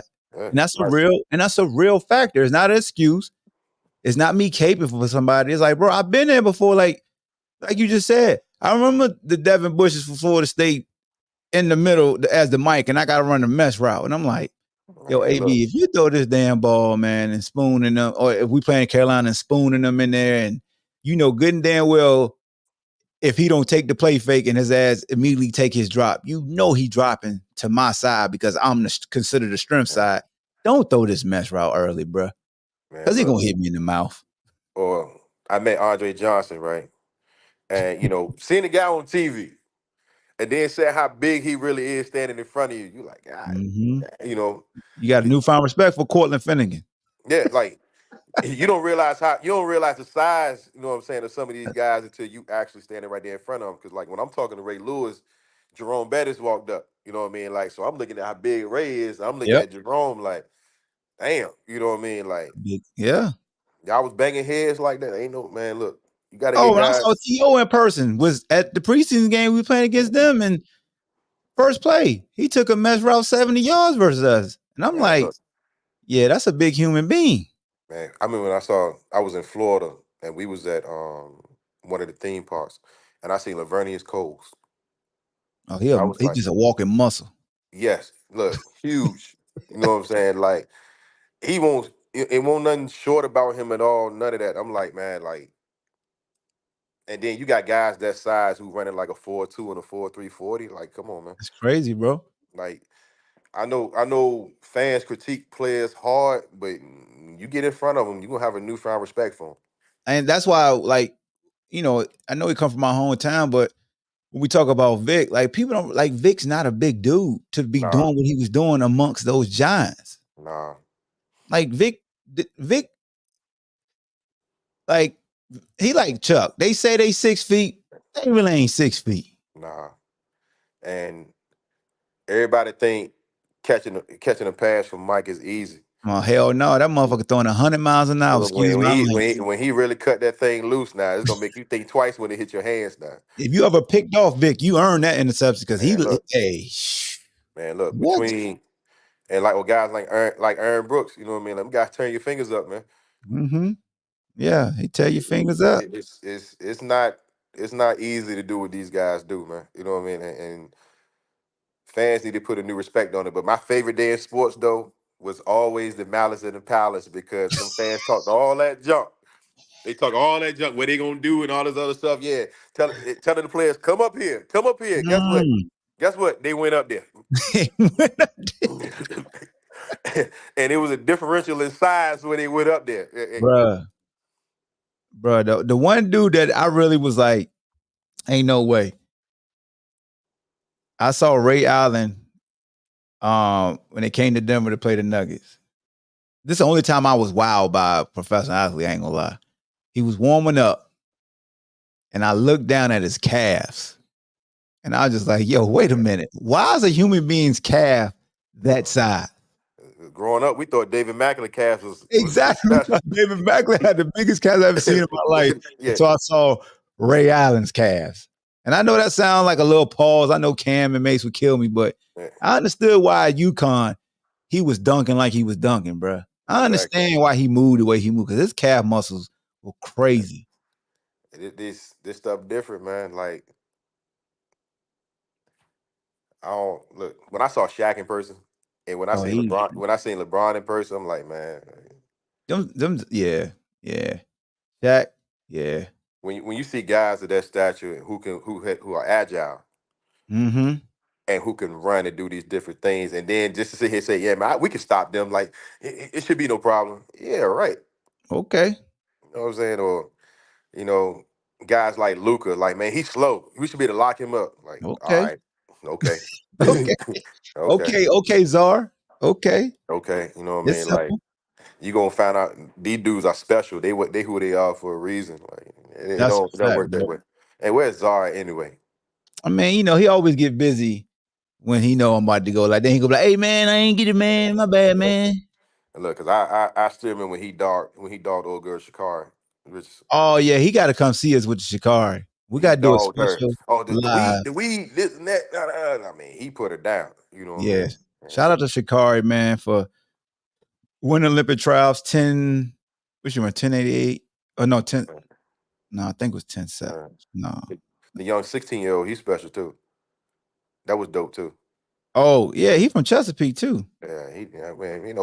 We produce him, dog. Like, I mean, I tell everybody when it comes to 757, one thing we ain't never been concerned with was speed. Yeah. Yeah. You come get a guy, you come get a player, male or female, from the 757. It's gonna be some speed involved. Ain't nothing like that. Cause nothing pleased me more than to be able to talk trash when Percy Harvin went down to Florida, and they always talk about how fast Florida guys were, and they were this and that. And he was the fastest one on the team. Percy different. Well, Percy different. It's just different here, man. We can brag. We ain't got to brag on the state. We just brag on the area code. Facts. Damn, what did she run? I'm trying to think. I think I know her first race was a 10:88, but I want to get the official time that she ran. So who's supposed to be there? Oh no, she ran a 10:71. I was right. She ran a 10:71. Is Jamaica gonna be as strong? Women? Yeah. So the tall one, Elena, she's not running. But the smiling, the one that smiled all the time, I forgot her nickname. She's still running. She's older. Hey, I'll be forgetting their names, man. I'm bad with the track women names as far as on the Jamaican side. I just know them when I see them. I've been more so keeping up with, like, just the Olympic basketball. Canada gonna be a problem. Yeah. Canada gonna be a problem. I ain't really worried about France. You know what I mean? Like, even though they got a lot of NBA guys on the team, but Canada gonna be tough to beat this year. Even though we got a strong squad with the NBA, you know what I mean. I don't think Kawhi Leonard should have been on the team. Kawhi is on who team? Oh yeah, this team, yeah. So Shelly Ann Frazier Price is the smiling mama that I was talking about. She running, but for Jamaica, but Elena Thompson Herrera is not running. She was the Olympic champ, so she's not. And both of them have won Olympic gold though. But yeah, Shelly Ann is the one that's American guys. If you see her, you'll love Shelly Ann. I'm gonna put it to y'all like that, okay? I'm gonna ask you this since I said his name. What you think? What you think the Clippers should do with Kawhi Leonard? Move him. Like, Get something for him. How much you think you can get for a guy who doesn't play a full season though? You get a lot of unprotected draft picks that we just don't know where it end up. You know what I'm saying? Like it just you're gonna find some GM that's gonna feel like Kawhi gonna play a lot of games for them. Like somebody, you know, it's always that one guy like, oh, for me, I know I could get more out of him. It'll be a team he don't want to go to. Oh, definitely. That too. It'll be somebody he don't want to go to. That's why this draft was weak. You gonna start seeing a lot of teams tanking because everybody's in the Cooper Flag sweepstakes. Cooper Flag. Yes, sir. Like these next two drafts are gonna be loaded. I'm talking about from top to bottom. These next two drafts is gonna be loaded, and that's why like you're gonna see a lot of teams putting themselves in position for these next two drafts, especially like for a guy like Cooper Flag. Even though the kid that the Bulls took from the G League, the white kid, I forgot his name. He tough too though. Yeah. Shout out to Zion, man. He shouted out Deion Dyer that played for D Creek, who ran for 300 yards in the playoff game. We still beat him, but he ran for 301 yards. So shout out to Deion, who went to UNC. You talking about Matas? I mean, Yeah. if you talking about your high school days, there weren't too many teams y'all didn't beat. Yeah, we got after some jokers. No, y'all was loaded with talent, man. Yeah. We got like a lot of, and you know what? Don't get me wrong, we had a lot of talent. But if you look at how we were built, we were little in the trenches, like the from the center to both guards. There's no way we were supposed to really like get downhill on guys like we were. But see, you know, coached them up like with George Massenburg, Adam Lively, those guys. Like leverage and coaching helped them out a lot because they won't physically just beating people up. They was getting them through just scheme and understanding how to hit. But see, what let me know that y'all had a lot of talent is when a guy like Ronald Curry, when he graduates and he moves on, a lot of programs fall apart. Oh yeah, no. We had Tyrod, we had Biscuit, and then Tyrod. You had Hagan, and y'all won the state championship the very next year after Ron left. Yeah. Oh yeah, they went and got him out of Butler zone. Come on over here, Biscuit. Yeah, but regardless of what, you still won the state championship after he left. Yeah. And, how often does that happen? Especially when you lose the number one player in the country. I mean, how many guys can say, shout out to Muffin Armando Curry, Jerry Green. How many dudes can say they won 4 state championships? Not only 4 state championships, but 2 national championships. I know Phoebus done won 4, but what Muffin and Jerry was a part of to be back-to-back national champs and win 4 total, like they won a state championship every single year. And Muffin, I think, only lost 1 game his high school career. I'm about to say they played 4 years, lose 1 game. No, matter of fact, Muffin didn't. Muffin didn't lose a single game in his high school career. No. I think they lost to Heritage that year. In 2000, right? And then, they still won. And they still won it. I think Muffin lost 1 game, Muffin and Jared. Because my junior year, Muffin was in the 8th grade. And we lost to Kickerton that first game of the year. No, that's all about to pop up. Yeah, Highland Springs won. I don't know if they was ever like today's national championship is totally different than like we were fortunate enough to where I wish we could have played like De La Salle. We wanted to play them, but I wish social media was around when we were in high school, man. Because Ron ass would be like he's an urban legend. NFL films, man. Yeah, Ron is an urban legend because social media wasn't around. Like people don't Bleav, but if social media was around, that Joker, what? Nah, well, let me know that y'all was on y'all way. Ron came there and y'all was wearing ponies. Yep, we went right to Nikes the next year. Went right to Nike, like everything. I said, man, damn. Yep. We wore ponies his freshman year, and we were Nike everything the next year. Talk about top of the line, everything, pads, helmets, everything, gloves, everything. Y'all had to be some talented dudes though to play in some ponies though, like for real. Yeah. Them joints were terrible. Oh my God, those cleats. Shout out to Coach. Diane Lindbergh, our trainer, man. Because if it weren't for her taping our ankles and rehabbing us, ain't no way. Man, them ponies was horrible. I'm saying, but y'all. I can say one thing about y'all program though, like y'all were conditioned to play in front of a crowd by the time y'all got to college though. Yeah. What up? What up, Stephon? What up? What up, Mr. Hawk and Mr. B? I What's was about going to say on, man? something. Yeah. He about to come with some wild Philly stuff now. No, I was about to say something. Come with some wild Philly stuff. Oh, you No, mad at Bron? You mad at Bron too? I really don't give a fuck. I'm waiting for football season.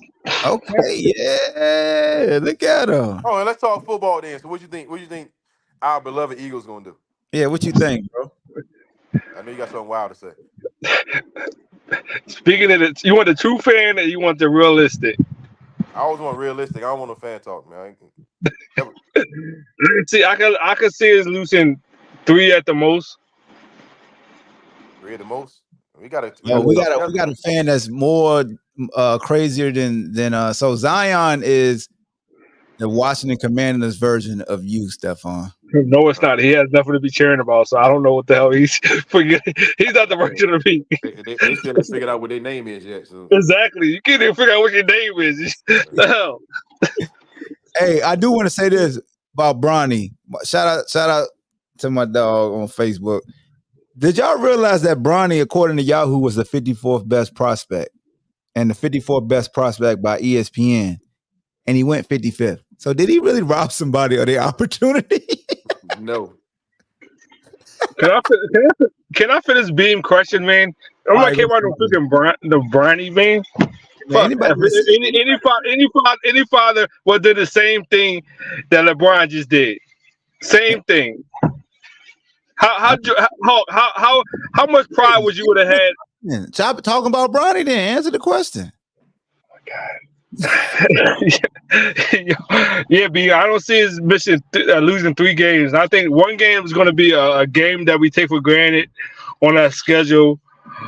It's gonna be like, of course, like a Redskins or Giants game happens every year, and I can see us losing.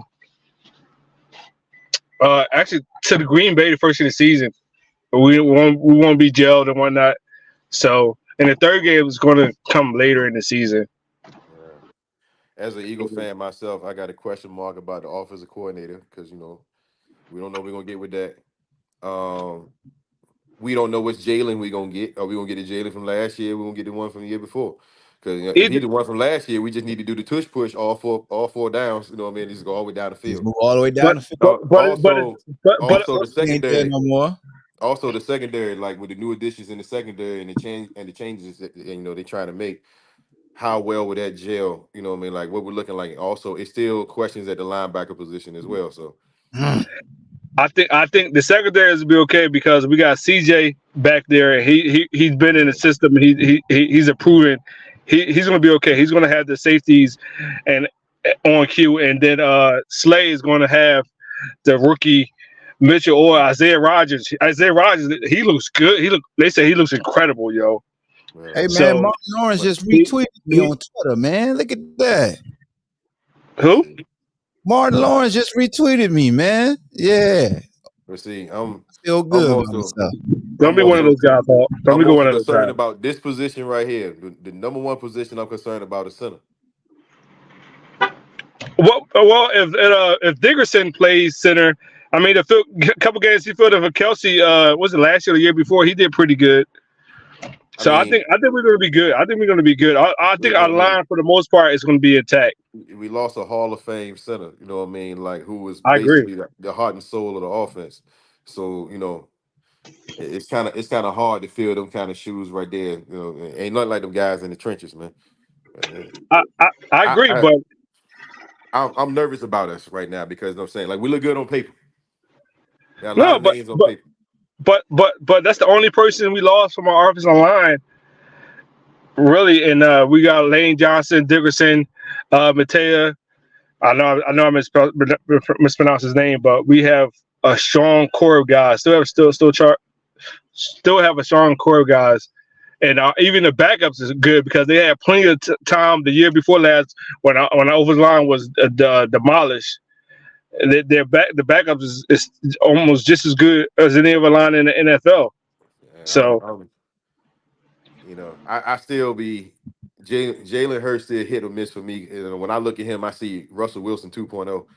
Don't do that. Just Don't for do his that. his Let me tell you different. Let me mentality, tell you different. how he Let me tell carry you different. himself and everything mentality, just Russell Wilson 2.0 to me, man. So you don't think they're going to give freaking Saquon 15 to 20 rushes a game? No.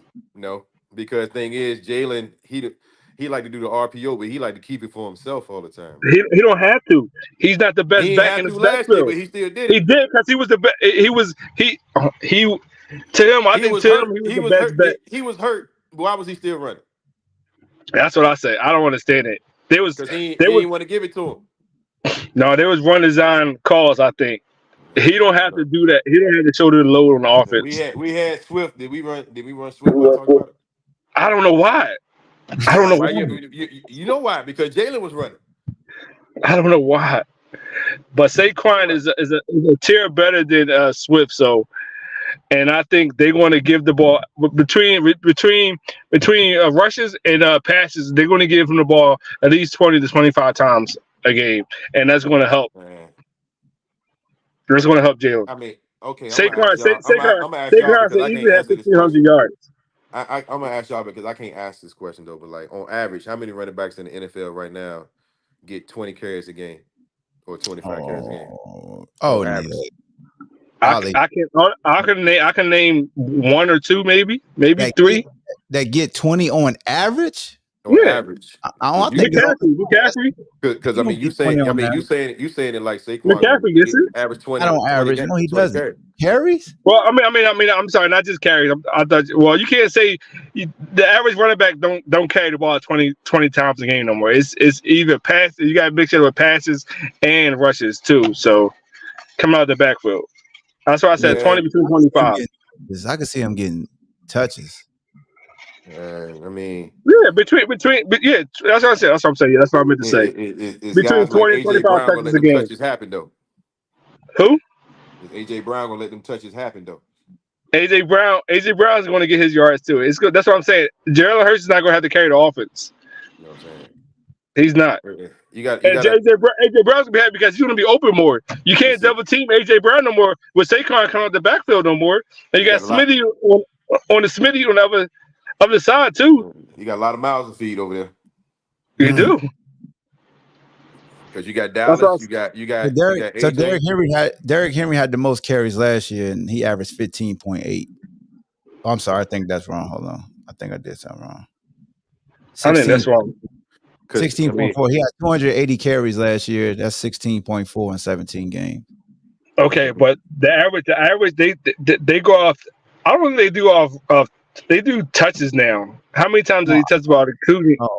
With total touches, I had to do like his receptions and stuff too. Yeah, McCaffrey probably had the most though out of anybody.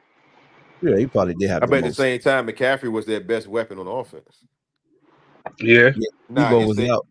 Now, is Saquon the best weapon on Philly offense? I'm asking you as a Philly fan. No. So if he's not your best weapon on offense, how you expect him to get 20 touches? That's why I asked you. That's why I asked you. That's why I asked you if AJ Brown going to allow that to happen.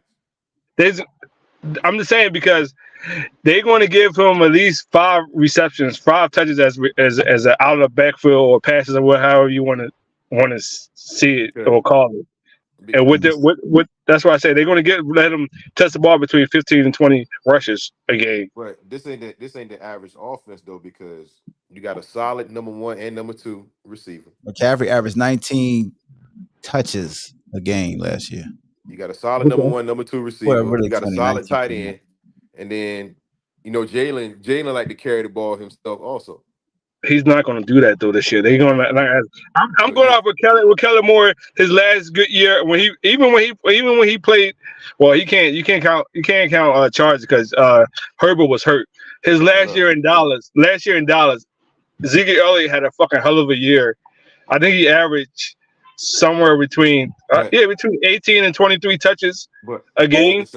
At the same time, even in Dallas offense, when Dak pulled it down and ran stuff, they still were beneficial. Yeah, I mean, the last couple of years, I don't think nobody's averaged 20 touches. Like McCaffrey last year, even with his high usage, Matter of fact, I did 17 games. He played 16, so he averaged over 20 touches, and he got more touches than anybody. Like it ain't close as far as his carries and receptions compared to the next running back. So he was just over 20. And I don't So expect Jalen. I don't expect 20 Jalen to sit touches in a the pocket. game is a lot for, like Bean was saying, for the weapons you usually have on your team. Yeah. Cause Jalen still got to be Jalen. I don't expect him to just sit in the pocket and just throw the ball. He gonna pull it down and run. He's gonna hand it off. They're gonna say, I'm telling you, Jalen Hurts is gonna have less rushing yards than he ever did this year. He should. What I'm telling you is this: Jalen Hurts still gonna be Jalen Hurts though. He's still gonna pull it down. He's still gonna pull it down and run. He's not gonna need to because they can't blitz. They're gonna have to run. I think they're gonna have to run zone on Philly. If they play man, they're gonna get destroyed. They still gonna try him to see if he can read defenses. And that's when they dump it off to Saquon come out the backfield. I will say this: Saquon in 2022, he did average 22 touches a game for the Giants. But what else did they have? He had 352 touches in 16 games, just like he did his rookie year. Yeah, but who else can you name that played with him? If you can't name the receivers and you can't name the tight end, and then Daniel Jones, he won't hit no name. I mean, so hell, he should have had the ball 30 times. Yeah, I mean, people don't like to talk about it, but Saquon these past 2 years has been basically healthy. He missed 3 games in 2 years, so he's been healthy. But now and in football, you're gonna miss at least 1 game because usually you might be sitting out a game, or you know what I'm saying. So for a running back to miss 3 games in 2 years ain't bad at all. But now he playing on a team that has other weapons. You know what I mean? So, oh yeah, he should be fresh. Yeah, when like Derrick Henry going to Baltimore, he should be fresh. It's totally different. Baltimore ain't got no receivers. Come on, young boy Flowers they had last year. Yeah, they got Flowers. They got tight end. I said receivers, plural. Well, all I'm saying though, and they got a tight end. Czar coming in and tell you they got a tight end. Yeah, all I'm saying though, Mr. Literal guy, is that compared to what he had in Tennessee, he won't have to carry the load as much as what we saying. Yeah. You know what I'm saying? That's it. Lamar will still be Lamar. What's their tight end name? Because I know Czar would know because Andrews. Yeah, he said that's all Lamar throw it to. Then they got Flowers. I'm pretty sure. Don't they got another receiver over there? You know what I'm saying? Yeah, they got the young boy from Coastal Carolina. Yeah. I forgot his name. Like, yeah, they got weapons, man. You know what I mean? But he ain't got to carry the load like that. And Lamar's still gonna be Lamar. He's still the MVP. Yeah. So what you saying is because he's there now, we're not gonna run Lamar no more? Lamar being Lamar gave him the best chance. I don't think Lamar is gonna run even have numbers like they're running the ball because you got Derrick Henry right there. I don't think so. Like I said, they had design runs for Lamar last year, and I think they're going to take that out of his playbook because they don't need to. They have Derrick Henry. They have a freaking workhorse behind there. So one of your best assets, you're just going to put in the garage because you got an additional. I mean, yeah. What makes why beat up the Ferrari when you got the freaking Lexus you're not beating up the Ferrari, but you're still going to utilize it. That's what I'm saying. Yeah, but not as much as he did last year. I don't think Lamar and Jalen Hurts should not have nowhere near over 500 rushing yards this year. Nowhere near it. Why? So you're gonna tell Lamar stop doing what makes him special? No, I'm talking about not running and scrambling and taking off, but the design runs. I'm talking about the design runs that they have in the playbook. How do we know how many design runs they had? Because when they do rushing attempts, that come from scrambles too. You can tell a design quarterback draw, quarterback run. You can tell. Okay. If we looked up the stats right now, you would know which was a design run and which was a quarterback run. Okay. Right? Let me take Czar's stance for a moment. Okay. As a defensive coordinator, what you gonna be more afraid of? Lamar's arm or him breaking containment? Breaking containment. Mm-hmm. Hey, did Lamar run more last year, design quarterback runs, or less? I think he ran more last year than he ever had. He ran less. He did? Yes.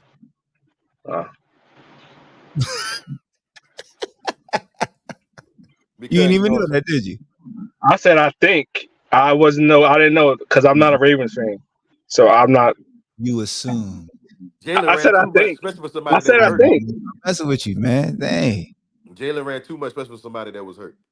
Yes, I agree. He ran too much last year. But you saying we only gonna lose 3 games, Yes. and we got to play the AFC North whole division. And for the record, Lamar only ran for 800 yards last year. We got to play the It's AFC too North much. entire division, and you saying that we only gonna lose 3 games, He along said with it's our too own. much. Who are actually you fearing in the AFC North? It ain't about fearing; it's about respecting. Yeah, I mean, like who's going to give us a problem? Jaden Daniels. I was waiting for him to say something about Mr. Daniels. In the AFC North, who's gonna give us a problem? Baltimore gonna give us a problem. That's Cleveland. Cleveland. No, they You know what I'm don't. saying?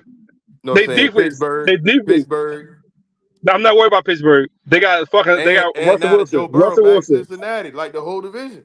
Yo, that whole division is crazy. I believe it, but they have something they don't have a top 5 offensive defense like we do. Who don't? That's on paper. The Steelers don't. No, they don't have a top 5 offense. No, they don't. Offense. Oh, you said offense. I'm saying offense and defense. No, defensively, but they gonna give our offense a run for his money. What they do defensively. But they can't put up points though on our defense though. Bro, all you gotta do is throw out. Honest with you, bro, if you want to score against the Eagles, just throw to your running backs coming out the backfield. Attack the linebackers. You're right. I agree with that. That hard. You're right. It ain't that hard. I agree. Linebackers. Yeah. Fucking Devin White got to come in and show why he deserves. Don't we get Devin White? Yeah, but the fact that you where said that? Because I know that. I said you didn't let me finish. I said he got to show why he deserved to be in the NFL. That's what I was about to say. I thought you said you're gonna be realistic. I said he got to come and show why he deserved to be in the NFL because he's not even a top 10 linebacker. So and we're excited about that. You said we're gonna lose a game in the division. Yeah. How many? So one game in the division. Whoa. So you saying that one game? The Redskins always beat. They usually always beat us once. The Cowboys won't beat us at home. No, you're not. Cowboys. It's gonna be between Washington and Dallas. Dallas gonna beat Washington and Giants. When Dallas beat the Eagles this year, shit gonna get ugly. They always beat the hell out of us one time. They do. And not always. Don't we got to play the AFC South? No, we don't. Hey Zion, you gotta relax on your Washington. Until you do right by a quarterback, you can't brag on quarterbacks. All right, do right by a quarterback first. That organization that killed more quarterbacks and coaches in the last damn 20 years. I'm trying to tell you, but you already know if you go to Washington, you get drafted by Washington, you're gonna be all right because you're gonna end up somewhere else. But if you leave somewhere else and come to Washington, you're on your way out. You're on your way out. My man said new ownership. That voodoo's still there, brother. And I still quarterback killers. Look, that's why they went ahead and tried to be nice to Dale Green to go ahead and get the dark cloud. Mm-hmm. You need some. Hey man, you need some saves. Where Kyrie at? Bring Kyrie aboard. Hey, I love to see the Washington fans get hope though. They come in with the same hope every year. I know, right? Season be over with by Thanksgiving. Hey Zion, make sure y'all run the football, right? Smash mouth football. Go ahead, run the football and leave Scary Terry out there catching no passes. I don't care who the new owners are. You still got the same. I forgot the Redskins got Austin Eckler back there too. Yeah, look, that's what I'm saying. They Eckler coming out the backfield versus our linebackers.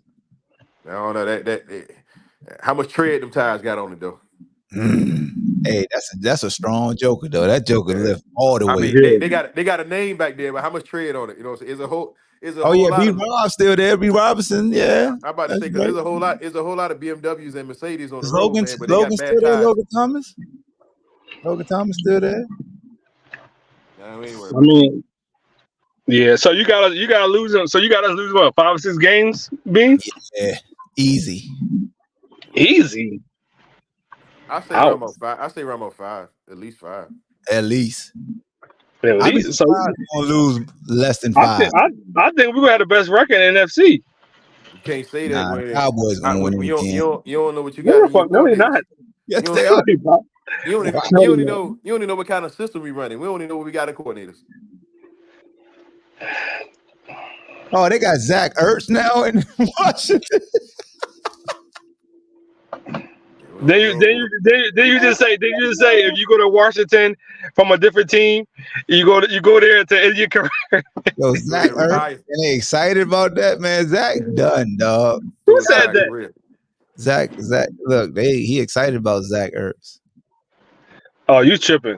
If this was 5 years ago, I'll say yeah, but nah. Shout out to Zach Ertz, I man. mean, But they still got an unproven rookie quarterback now. It ain't about it. There ain't nobody really. I got the Cowboys winning the division by landslide. Wow, Bro. freaking Lamb was unhappy. They got Dak Zeke is back, about to man. be unhappy. Them niggas. They got Zeke back. Oh, that's right. Yeah, they got Zeke. There you go. They have running. They have running back. How they gonna win a division without a running back? We already see what happened when Dak throw the ball 40, 50 times a game. So I'm gonna ask y'all, when it comes to Dallas, who do you pay? Do you pay CD or do you pay Michael Parsons? You gotta play both. Dak get a fucking play cut. Don't get cut. We didn't figure Parsons out. Figured him out. Cause of Dallas. Dallas messed it up. Put his hand in the dirt full time. You put him in, he done. He ain't no use to me.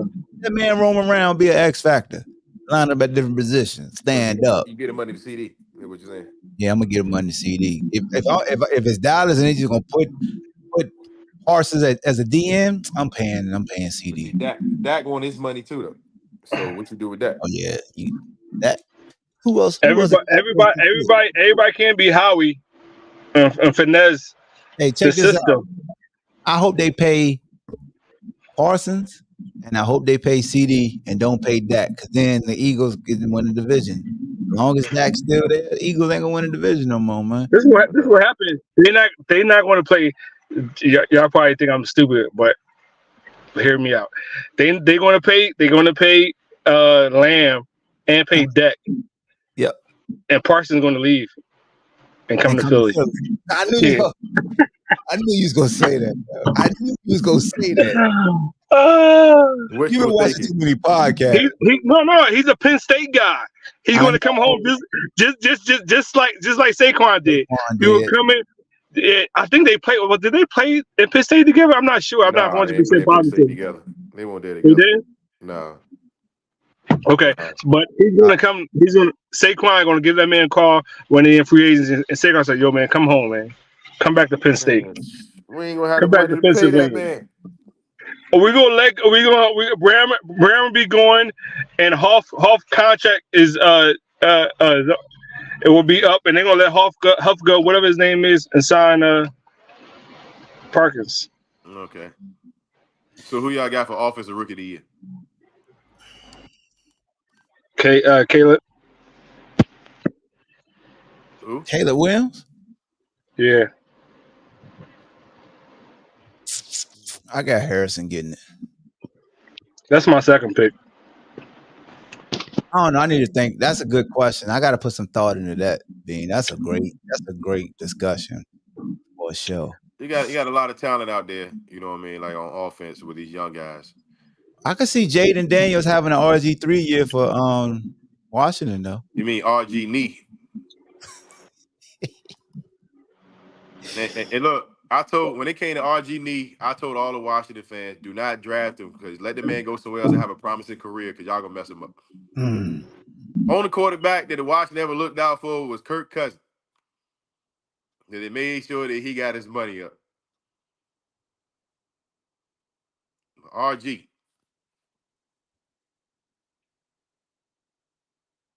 Yeah. I mean, will Caleb be rookie of the year? He got the weapons to do it. his fucking wide receiver core is fucking Yeah, but unbelievable. that division he in ain't no slouch either though. Cause Green Bay gonna Yeah, be No. good, Detroit gonna Yeah. be and Detroit good, gonna be good. Minnesota gonna be the worst team. You know what I mean in the division. Minnesota gonna be Arizona from Look, hold on. I last don't want year. our man to come up here and kill me for that one, man. Because I know how he feel about his Vikings. Who was that? Oh yeah. B, Hey, shout out to B. Kirk Cousins in Atlanta too, man. I know all you Washington fans miss him. You know what I'm saying? You had a good quarterback since Kirk. You feel me? Atlanta gonna be a surprising team too. How you feel BJ, about Kirk being in Atlanta? BJ Robinson gonna have a fucking good ass year. I don't understand if they knew they was going to draft Penix the entire time, or they were flirting, like evaluating them. I think he just fell in their lap. I think he did too. Yeah. Because they grabbed Kirk to have the position solidified. Yeah. And then when Penix, saying he was right there, they looked at it like, okay, when would the next time be when we draft in the top 10? Because That's true. Kirk always gets to the playoffs, but like we don't know what kind of tread on these tires or how long he gonna last. So it's good to have a young guy, backing him up. That's true too. But the key thing about Atlanta, when you play sports in Atlanta, like football and basketball, it got to be a guy that represent the city in order for it to work. Yeah. You know what I mean? And I look at Penix as more of an Atlanta guy than, a Kirk Cousins. Yeah. Penix sitting on the side with a do-rag on, you know what I mean? Like he a lefty, he got a little swagger with him, you know what I'm saying? Like he's somebody that the city can get behind. Like Kirk, yeah, I don't know. He Mr. You like that. What you talking about? Huh? I said he Mr. You like that. I mean, he only won one playoff game since he been in the league. I agree. But he been getting more money than everybody. So that goes to show you don't have to win the Super Bowl to get your money. No. You don't have to win playoff games to get your money. The only thing you got to do is just be solid. I seen a stat the other day. Did you know the top 5 quarterbacks who has the worst playoff record of all time starting quarterbacks is? Dak. He's number 2. Dak up there. Kurt up there too. I said, what? I didn't know that. So I got more ammunition for these Dallas fans this year. All right. You know what? I can't even pick with the Dallas fans no more because they've been down so long and like they pride been hurt for so long. It ain't no fun kicking them no more. Yeah, you kind of right though. They can't admit it. They're losing though. Who the loser? Them Dallas fans. They did set an NFL all-time record though. They was the first team to lose to a number 7 seed in the first round of playoffs. Damn. The first time for everything, right? They're gonna be good this year though. You can't take nothing from them. Like they're gonna be good this year. They might make the playoffs. I don't know. Like, losing their defensive coordinator gonna hurt.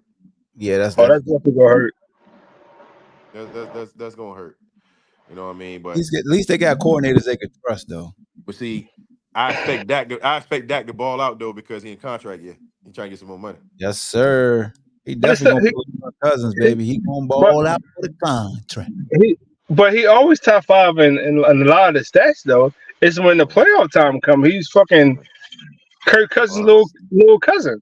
No, the team gotta show up in the playoffs. You gotta show up in every phase in the playoffs. One phase ain't gonna carry you in no. If your quarterback trash, you're not gonna do shit in the playoffs. Stephon, that's a lie. That's a lie.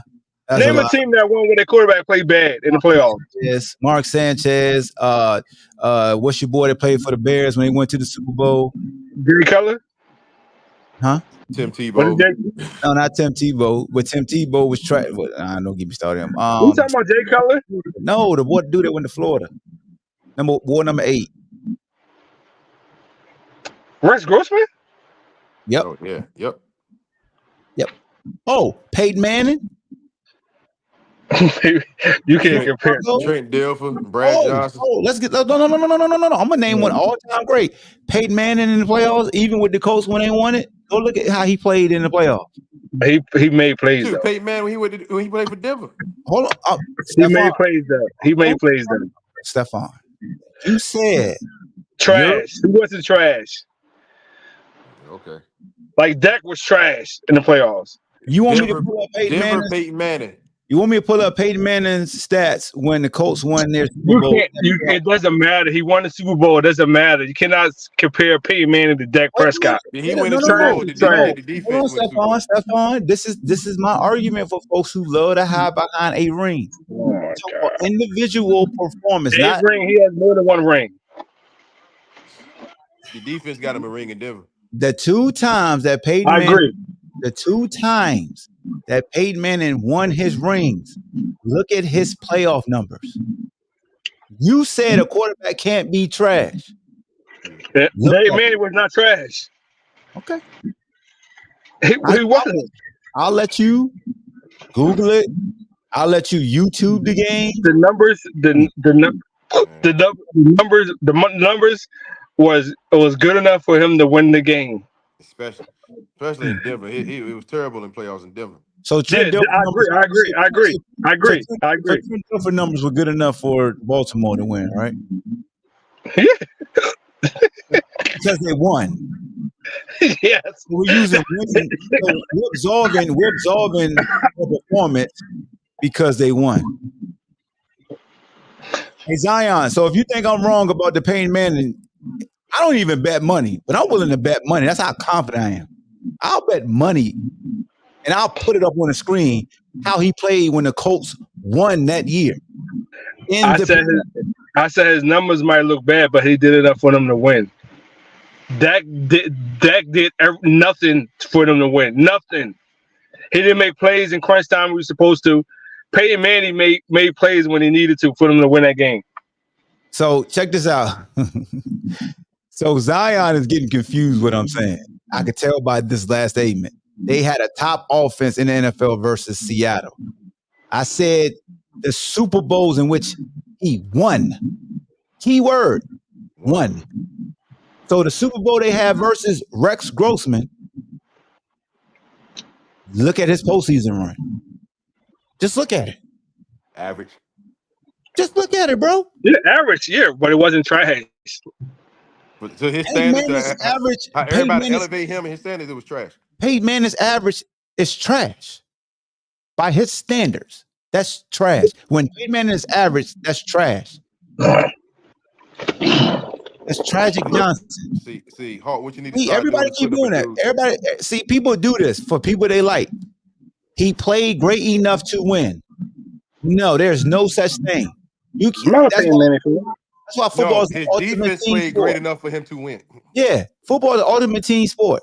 It's like a quarterback can play great and still lose. But people will say, but you still lost. It's a two-way street, bro. Period. I hold the individual and how they play. That's why I don't let football is a team sport though. That's why I don't let the team win dictate how I feel about a player. I really don't. Because y'all only do it for one position, that's quarterback. Y'all don't do it for receivers. Y'all don't do it for running backs. You don't do it for DBs. You only do it for the quarterback. Y'all have let these big conglomerates control how you view a quarterback and their individual performance. And y'all always look at wins. That's not true. You just showed it. But I'm not. But that's because that's what the scenario you brought up. When the Eagles lost the Super Bowl a couple years ago, I blame that on our defense. Our cornerbacks fucking trash. But Jalen played well, right? He played fucking awesome. He outplayed Peyton Manning. I mean, I said Peyton Manning. The fuck. He still fumbled the ball at the wrong time. So if your mistake leads to a touchdown that end up being the difference maker and the shifter of the momentum, you can't say you play awesome. You play good.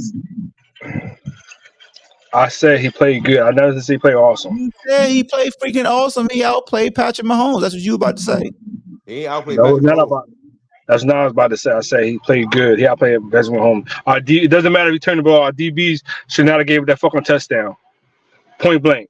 Hey, Zion, I'll give you a prime example, bro. If you watch, and this is the thing about Kirk Cousins, that people allow like a conglomerate to control a narrative. When you had that little quarterback series where they had Kurt up there, Mariota, I forgot who's the other quarterback. So anyway, it's a narrative out there that say Kirk Cousins doesn't win primetime games, right? and everybody runs with that. He don't never win primetime games.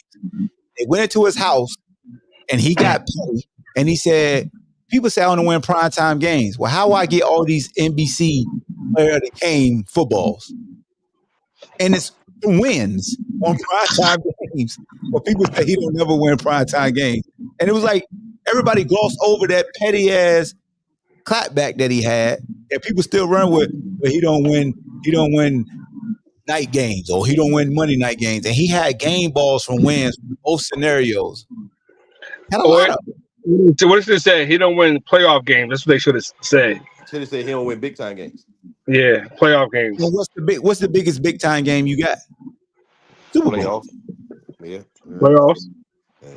I would say playoff game until you get Super Bowl. Yeah, you play all game until you get the Super Bowl. But back to Peyton Manning, because I'm feeling petty. Right? I'm feeling like Petty Hawk right now. So let's pull up his Super Bowl run with a Okay.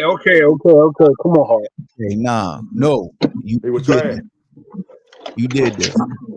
I didn't do it. I said he played well enough to win a game. Cause I could share this. Cause I can share. I can share the screen. Check this out. Let me give you an example of nepotism. What's that? When Archie Manning said that Eli had to go to. Yep. Here we go, Zion. I hope you're still here. Let me see if everybody can see this at home. I'm gonna put this full screen for you, Zion. That's me. Hold on. Put this at the bottom. So if you look at 2006, Zion, that's when they won the Super Bowl. That circle means the season which the Colts won the Super Bowl. 4 games, they went 4-0. 3 touchdowns to 7 interceptions. That's trash can juice. Trash can juice. That sounds like a backup quarterback. Yeah. Stephon, you thinking? What you thinking? Trash. I said he played well enough in the playoffs to win the Super Bowl. 3 touchdowns to 7 interceptions. Trash can juice. Wait a minute, hold on. How you gonna say he played well enough to win the Super Bowl and he threw 3 touchdowns and 7 interceptions? Because he still won the Super Bowl. He's a Hall of Fame quarterback. That sounds more y'all trying to compare a fucking Hall of Fame quarterback to Dak Prescott, who's not even going to sniff the Hall of Fame. Not even going to sniff the Hall of Fame. We're not doing that. Let's not do that. Because people love to do this shit when something is presented to them that they didn't realize. I'm still not changing. I still say what I said. Okay. Let me rephrase the question there, Stephon. Did his numbers really contribute to the wins? His numbers, hell no. But his decision in the clutch, yes. Oh no, you don't even know what he did in the clutch. So how you gonna say that? How you gonna put him on this pedestal, but then just say that his numbers didn't contribute to the man was 38, 37 years old when he won a Super Bowl. So no, he talking about with the Colts. These are numbers with the Colts. Bro. I'm talking about when he's 30 years old with the Colts. This is the Colts one. Yeah. 3 touchdowns to 7 interceptions, bro. If I told you a quarterback had 3 touchdowns to 7 interceptions during a playoff run and his team won the Super Bowl, grade his playoff run. What's his grade? I said his play was trash. I've been said that. I agree with you when you said that. I said, but he made the plays when it counted to win the Super Bowl. No, so I said. It sounds more like he got carried. Oh, now Zion is saying that, hey, he did good enough in the Super Bowl. Can we look? Do you want me to look at the Super Bowl stat? The Super Bowl stat. His Super Bowl stats was trash too, but he did enough for them to win the Super Bowl. Oh, so how can you give him credit? I'm not. If you say his numbers was trash, because I said like I keep saying, but he made the plays when it count. No, it sounds like the defense carried him. Oh my God! They played in that Super Bowl though. What quarterback they played? Rex Grossman. How come guys don't like 1 touchdown, 1 interception? He threw 1 touchdown, 1 interception. And what was his passing Rex Grossman threw 2 touchdowns. 2 interceptions. Good thing Rex threw 2. What was Peyton Manning passing yards for the game? 247. He threw under 250 yards. Thomas Jones, shout out to Thomas Jones, had 115 yards rushing. They should have gave him the ball more. Man, there's nothing wrong with saying that, the defense carried the quarterback. Trick Dilfer, he don't mind nobody saying it. Yeah, I'm we're not. doing. I'm not disagreeing with nothing Hawk's saying. I'm just saying he made the plays when it counted to win the Super Bowl. That's all. How That's do all you I'm saying. know? How do you know? How do I know? I watched the fucking game. That's how I know. So when did he make a play? Since you watched Oh the my game. god. Yo. Oh, all right, Zion. You said pull up quarter to quarter. That's even better. I love it when a plan comes together. I really do. I got time. Man, He Zion, you made it worse falling for right the there. trap, man. I Zion, got you falling time. for the trap. Leave it alone. He don't realize I done been down this road before. Exactly. Just go to He's the falling fourth for the quarter. Just trap. go to the money quarter. Yeah, we'll go fourth quarter. The fourth quarter drives for the Colts. Here's the Colts drives in the fourth quarter. They had the ball twice. Net 1 yard and 4 plays punt. Then 8 plays for 31 yards downs. That's the fourth quarter. But let's look at the second half. No, but what 13 Stephon say? plays. Stephon say 13 he made the plays. plays. Yeah, 13 plays, 56 yards, field goal. 6 plays, 62 yards, field goal. That was coming out of halftime. So they got back-to-back field goal drive. But no Like I touchdown. said, Stephon say they made the plays though. but without the field goal drives and kicking a field goal, the Oh, game come they on, were man. lost. First possession of the game, he threw an interception. Brightest lights. It doesn't matter. And he the same guy that be fussing at the bonehead kicker, as he like to call him. You're a bonehead kicker, but at the same time, I mean, you know, you the great Peyton Manning. That's the best you could do in the Super Bowl. He got a ring though. He Two of do. them. No, Peyton Manning is a great quarterback. But it's amazing how we just will say a quarterback got to play well, you'll win a Super Bowl. Then I show you one of the greatest of all time, play very average to below average on both his Super Bowl And runs. still won the Super Bowl. Wait. Doesn't matter. So No, he was part of a Super Bowl win. Stephon, like real talk, bro, real talk. The Colts defense that year, because Bob Sanders was healthy, phenomenal. Agree. Broncos defense versus Cam, phenomenal. Yes. So he was afforded to be very below average and still win. The Colts in the 4 games that they won, he had 3 touchdown passes. Peyton Manning. The great Peyton Manning. He had 3 touchdown passes. And where have I been arguing at you? I have not been arguing. I've been agreeing to everything you said. No. You take slick. From Philly. You ain't slick. Okay? Trash. You're slick, sir. So check this out. Look what Zion said. Zion said defense carried Brock, but no one calls his stats trash. Right? Let's look at Brock. Why are you falling for that, Zion? Leave a man alone, man. Let's look at Brock. You're falling for the track. We'll look at Zion. Brock. Yeah, no. Go ahead, keep talking. Go ahead. I'm gonna pull it up because I like that he brought up Brock Purdy because that's bad. It's bad. It's not gonna help him. They bring up Jimmy G or they bring up Brock. So Brock in the postseason this year went 2-1. So 3 games, 3 touchdowns, 1 interception. Just 1 interception. Last year in the playoffs in 3 games, 3 touchdowns, 0 interceptions. He's not turning the ball over. He may not be Peyton Manning, but he's taking care of the football. The great Peyton Manning turned the ball over in 4 games. But you know why they lost? 7 times. 7. That's all I'm saying, bro.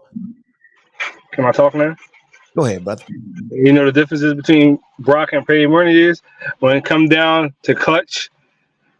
Peyton Manning was clutch when he needed to be, no matter if the number was good or bad. No matter good or bad, and they won the game.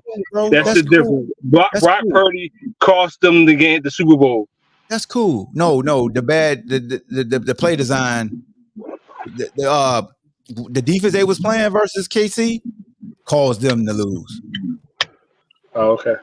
You know what I'm saying? So it wasn't because the offense couldn't put up points when the clutch when it was called for it. Nah. So when do you get credit as a defense for shutting the offense down?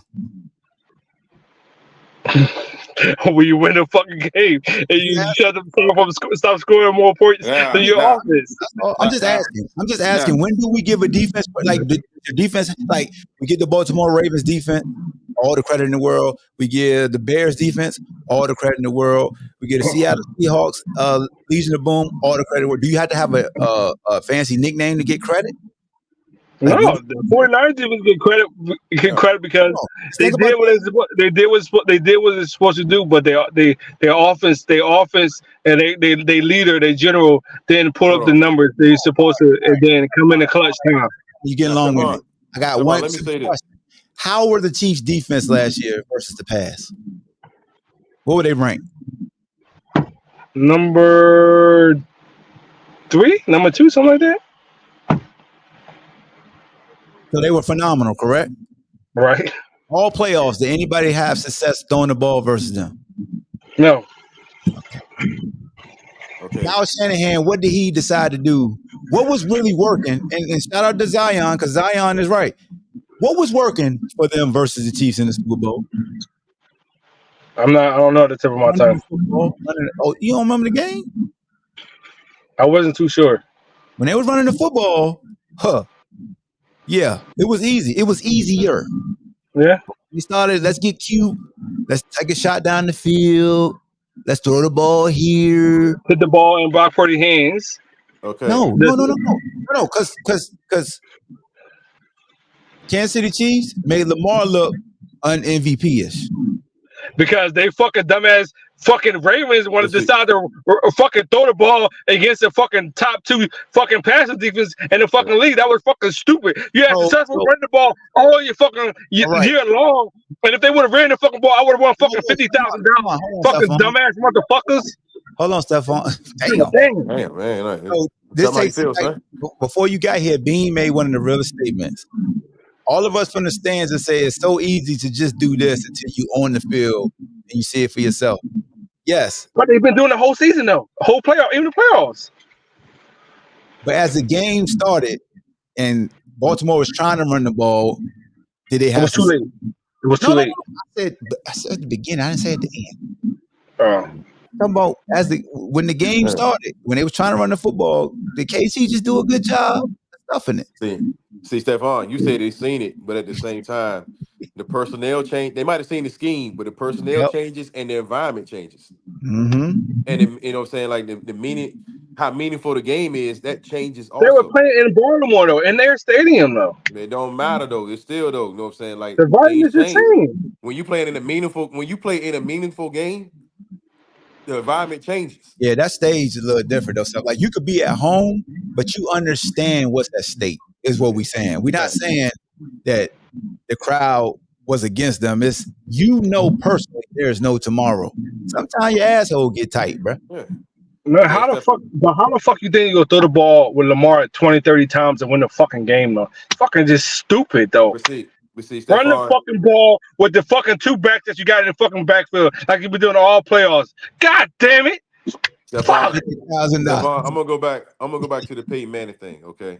Because here it is. He was 30. He was 30 years old, and they said he was one of the smartest quarterbacks ever during this point in time, and he was the number 1 overall pick.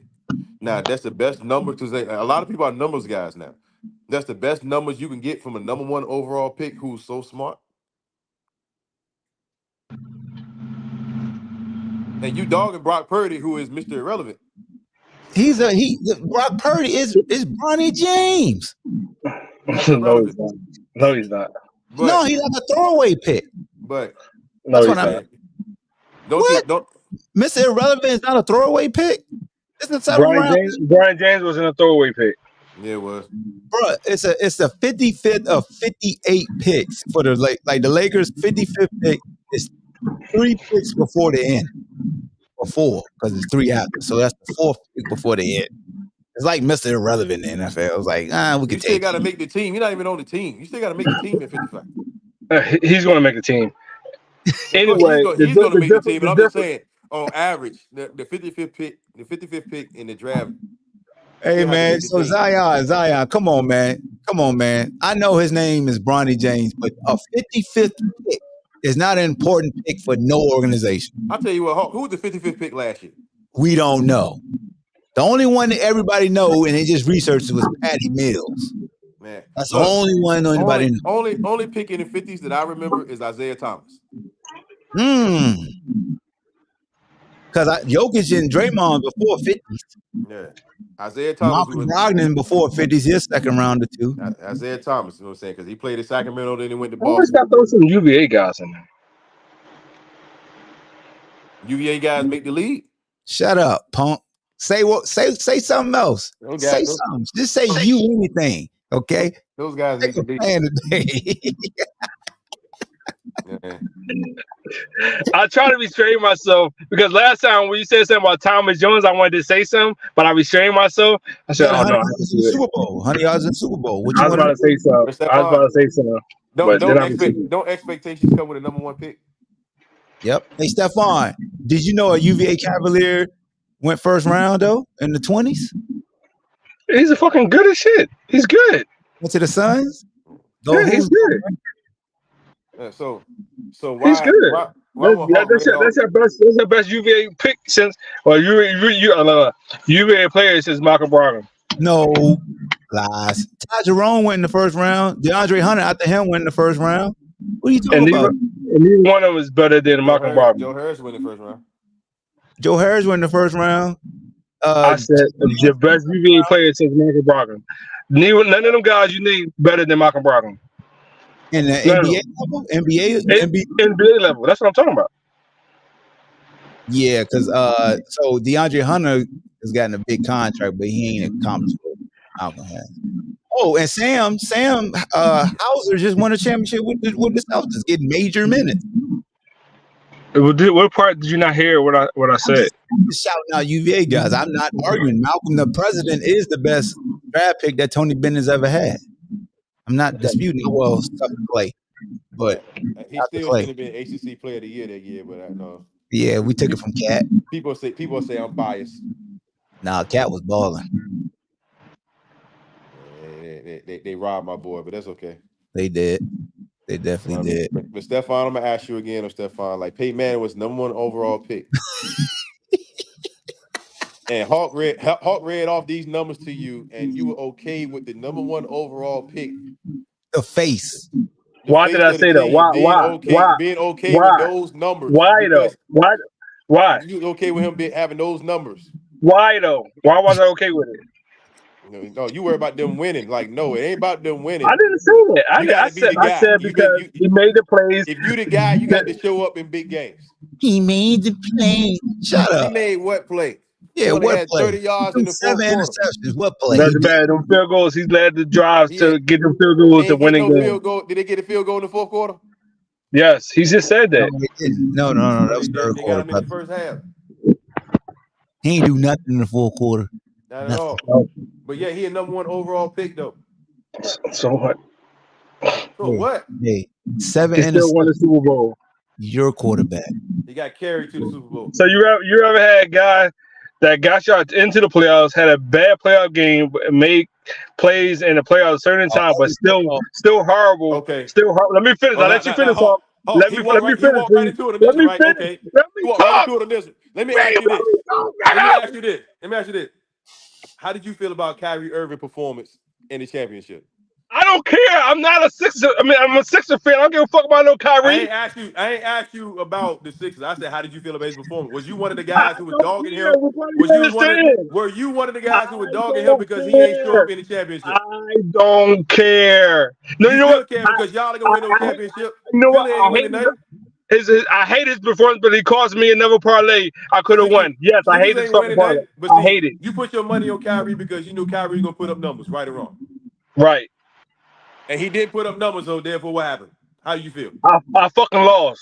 That's what happened. But you felt like you had a sure thing with Kyrie. That's why you picked him, right? Yes. All I need is fucking 25 points from. Yes, you're right. And he disappointed you, right? Because he ain't show up. Exactly. That's a great point because if you a Peyton Manning fan, you was betting on at least 2 touchdown passes. I know. They didn't have FanDuel back then. But see, you'll still say bet. You love to let that word come out your mouth. You probably bet something knowing you. Peyton Manning scoring touchdowns in the Super Bowl? No, I wouldn't have picked that. that he would only threw one touchdown. I don't pick quarterbacks when I do parlays. I'm just I don't saying. pick quarterbacks to throw like 2 or 3 or 4 touchdowns. I don't do that. One touchdown. So you would never I pick. would You pick. would never pick. I probably would have picked him to throw 250 yards. Yeah. You So I said would have felt you 3 would never yards pick a short. quarterback. So you'd never pick Patrick Mahomes throwing a touchdown pass in the Super Bowl. No, I did not pick him last year. Hey yo, No, so I didn't have it. here's the thing, because Zion, one thing that's different, like when I'm just sharing posts on Facebook, you get a lot of time to like breathe, like you like put some heat out there. But when the Bucks beat the Kansas City Chiefs in the Super Bowl, Tom Brady threw 3 touchdowns and no interceptions, bro. Like, what are you doing? Zion, what are you doing? I told you to shut up. Just leave Hawk alone. You're wrong. He was 21 of 29 that game. 3 touchdown passes. Like throwing darts. Is Zion barely 21? Is he a little kid or something? He my age. Oh shit! You're asking to be fucking look stupid. I'm glad you're not up here.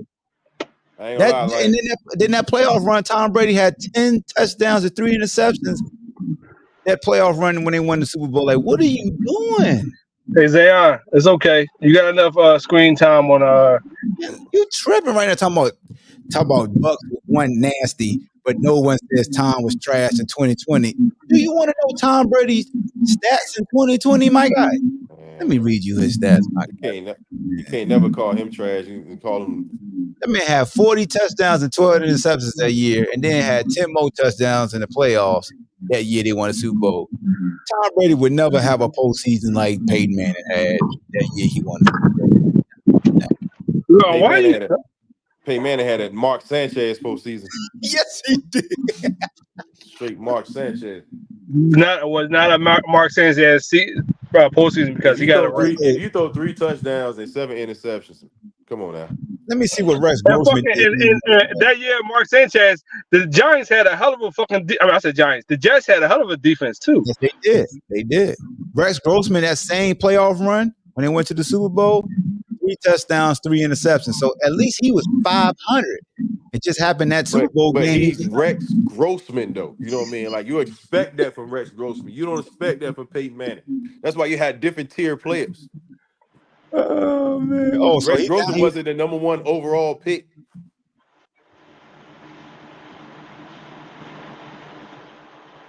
What the hell? What happened? He kicked himself out?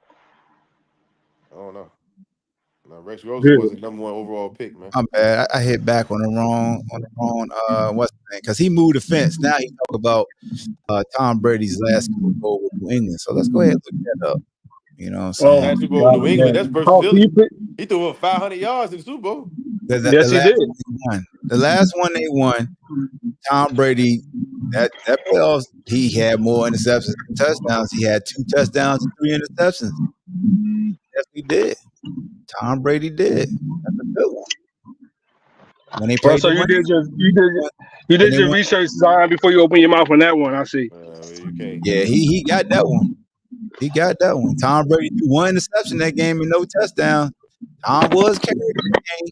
Yeah. Oh, you talking versus the Rams? That one versus the Rams. Yeah, it happened. Yeah, versus the Rams. That was a horrible game.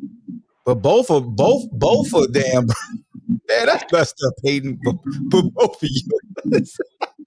Legatron. And Tom was 40 years old. You was in your prime. Tom wasn't even in his prime. I'm being petty now, but nah, damn, Tom. He got you on that one, Tom. You was 41 years old though, Tom. 11 years older than I'll still take that 41-year-old quarterback. I'll still take that 41-year-old quarterback. Yeah. Because the difference between Tom Brady and Peyton Manning. Yeah, Tom man. Brady, let me get up out of here, bro. I can't wait to football season, man. The fuck. Yeah, you did know you had a chance when you had Tom Griffin, man. But let me get up out of here, man. That's 2 hours and 30 minutes, man. Yeah. I'm gonna try to come back on here before 4th of July though. Get it popping again. Maybe Bronny didn't had a couple practices or something by then. Yeah. Do they? Yeah, Y'all, they get a few small practices in. You know what I'm Don't saying? Like worry, don't worry, right before summer league. Don't worry, oh, Zion. okay. Brandon Ayuk, you're about to get Brandon Ayuk, so you can have something to talk about. All right, man. Hey, Zion, my guy, appreciate you though, man. You definitely kept the chat on fire. But hey, Stephon, you better hope the Eagles don't lose more than 5 games, boy. I'm telling you. No, he said 3. We only lose I 3. said 3. Oh, okay. All right. Well, in that case, man, y'all be easy, man. Be safe this weekend. All right, man. All right, All fam. right.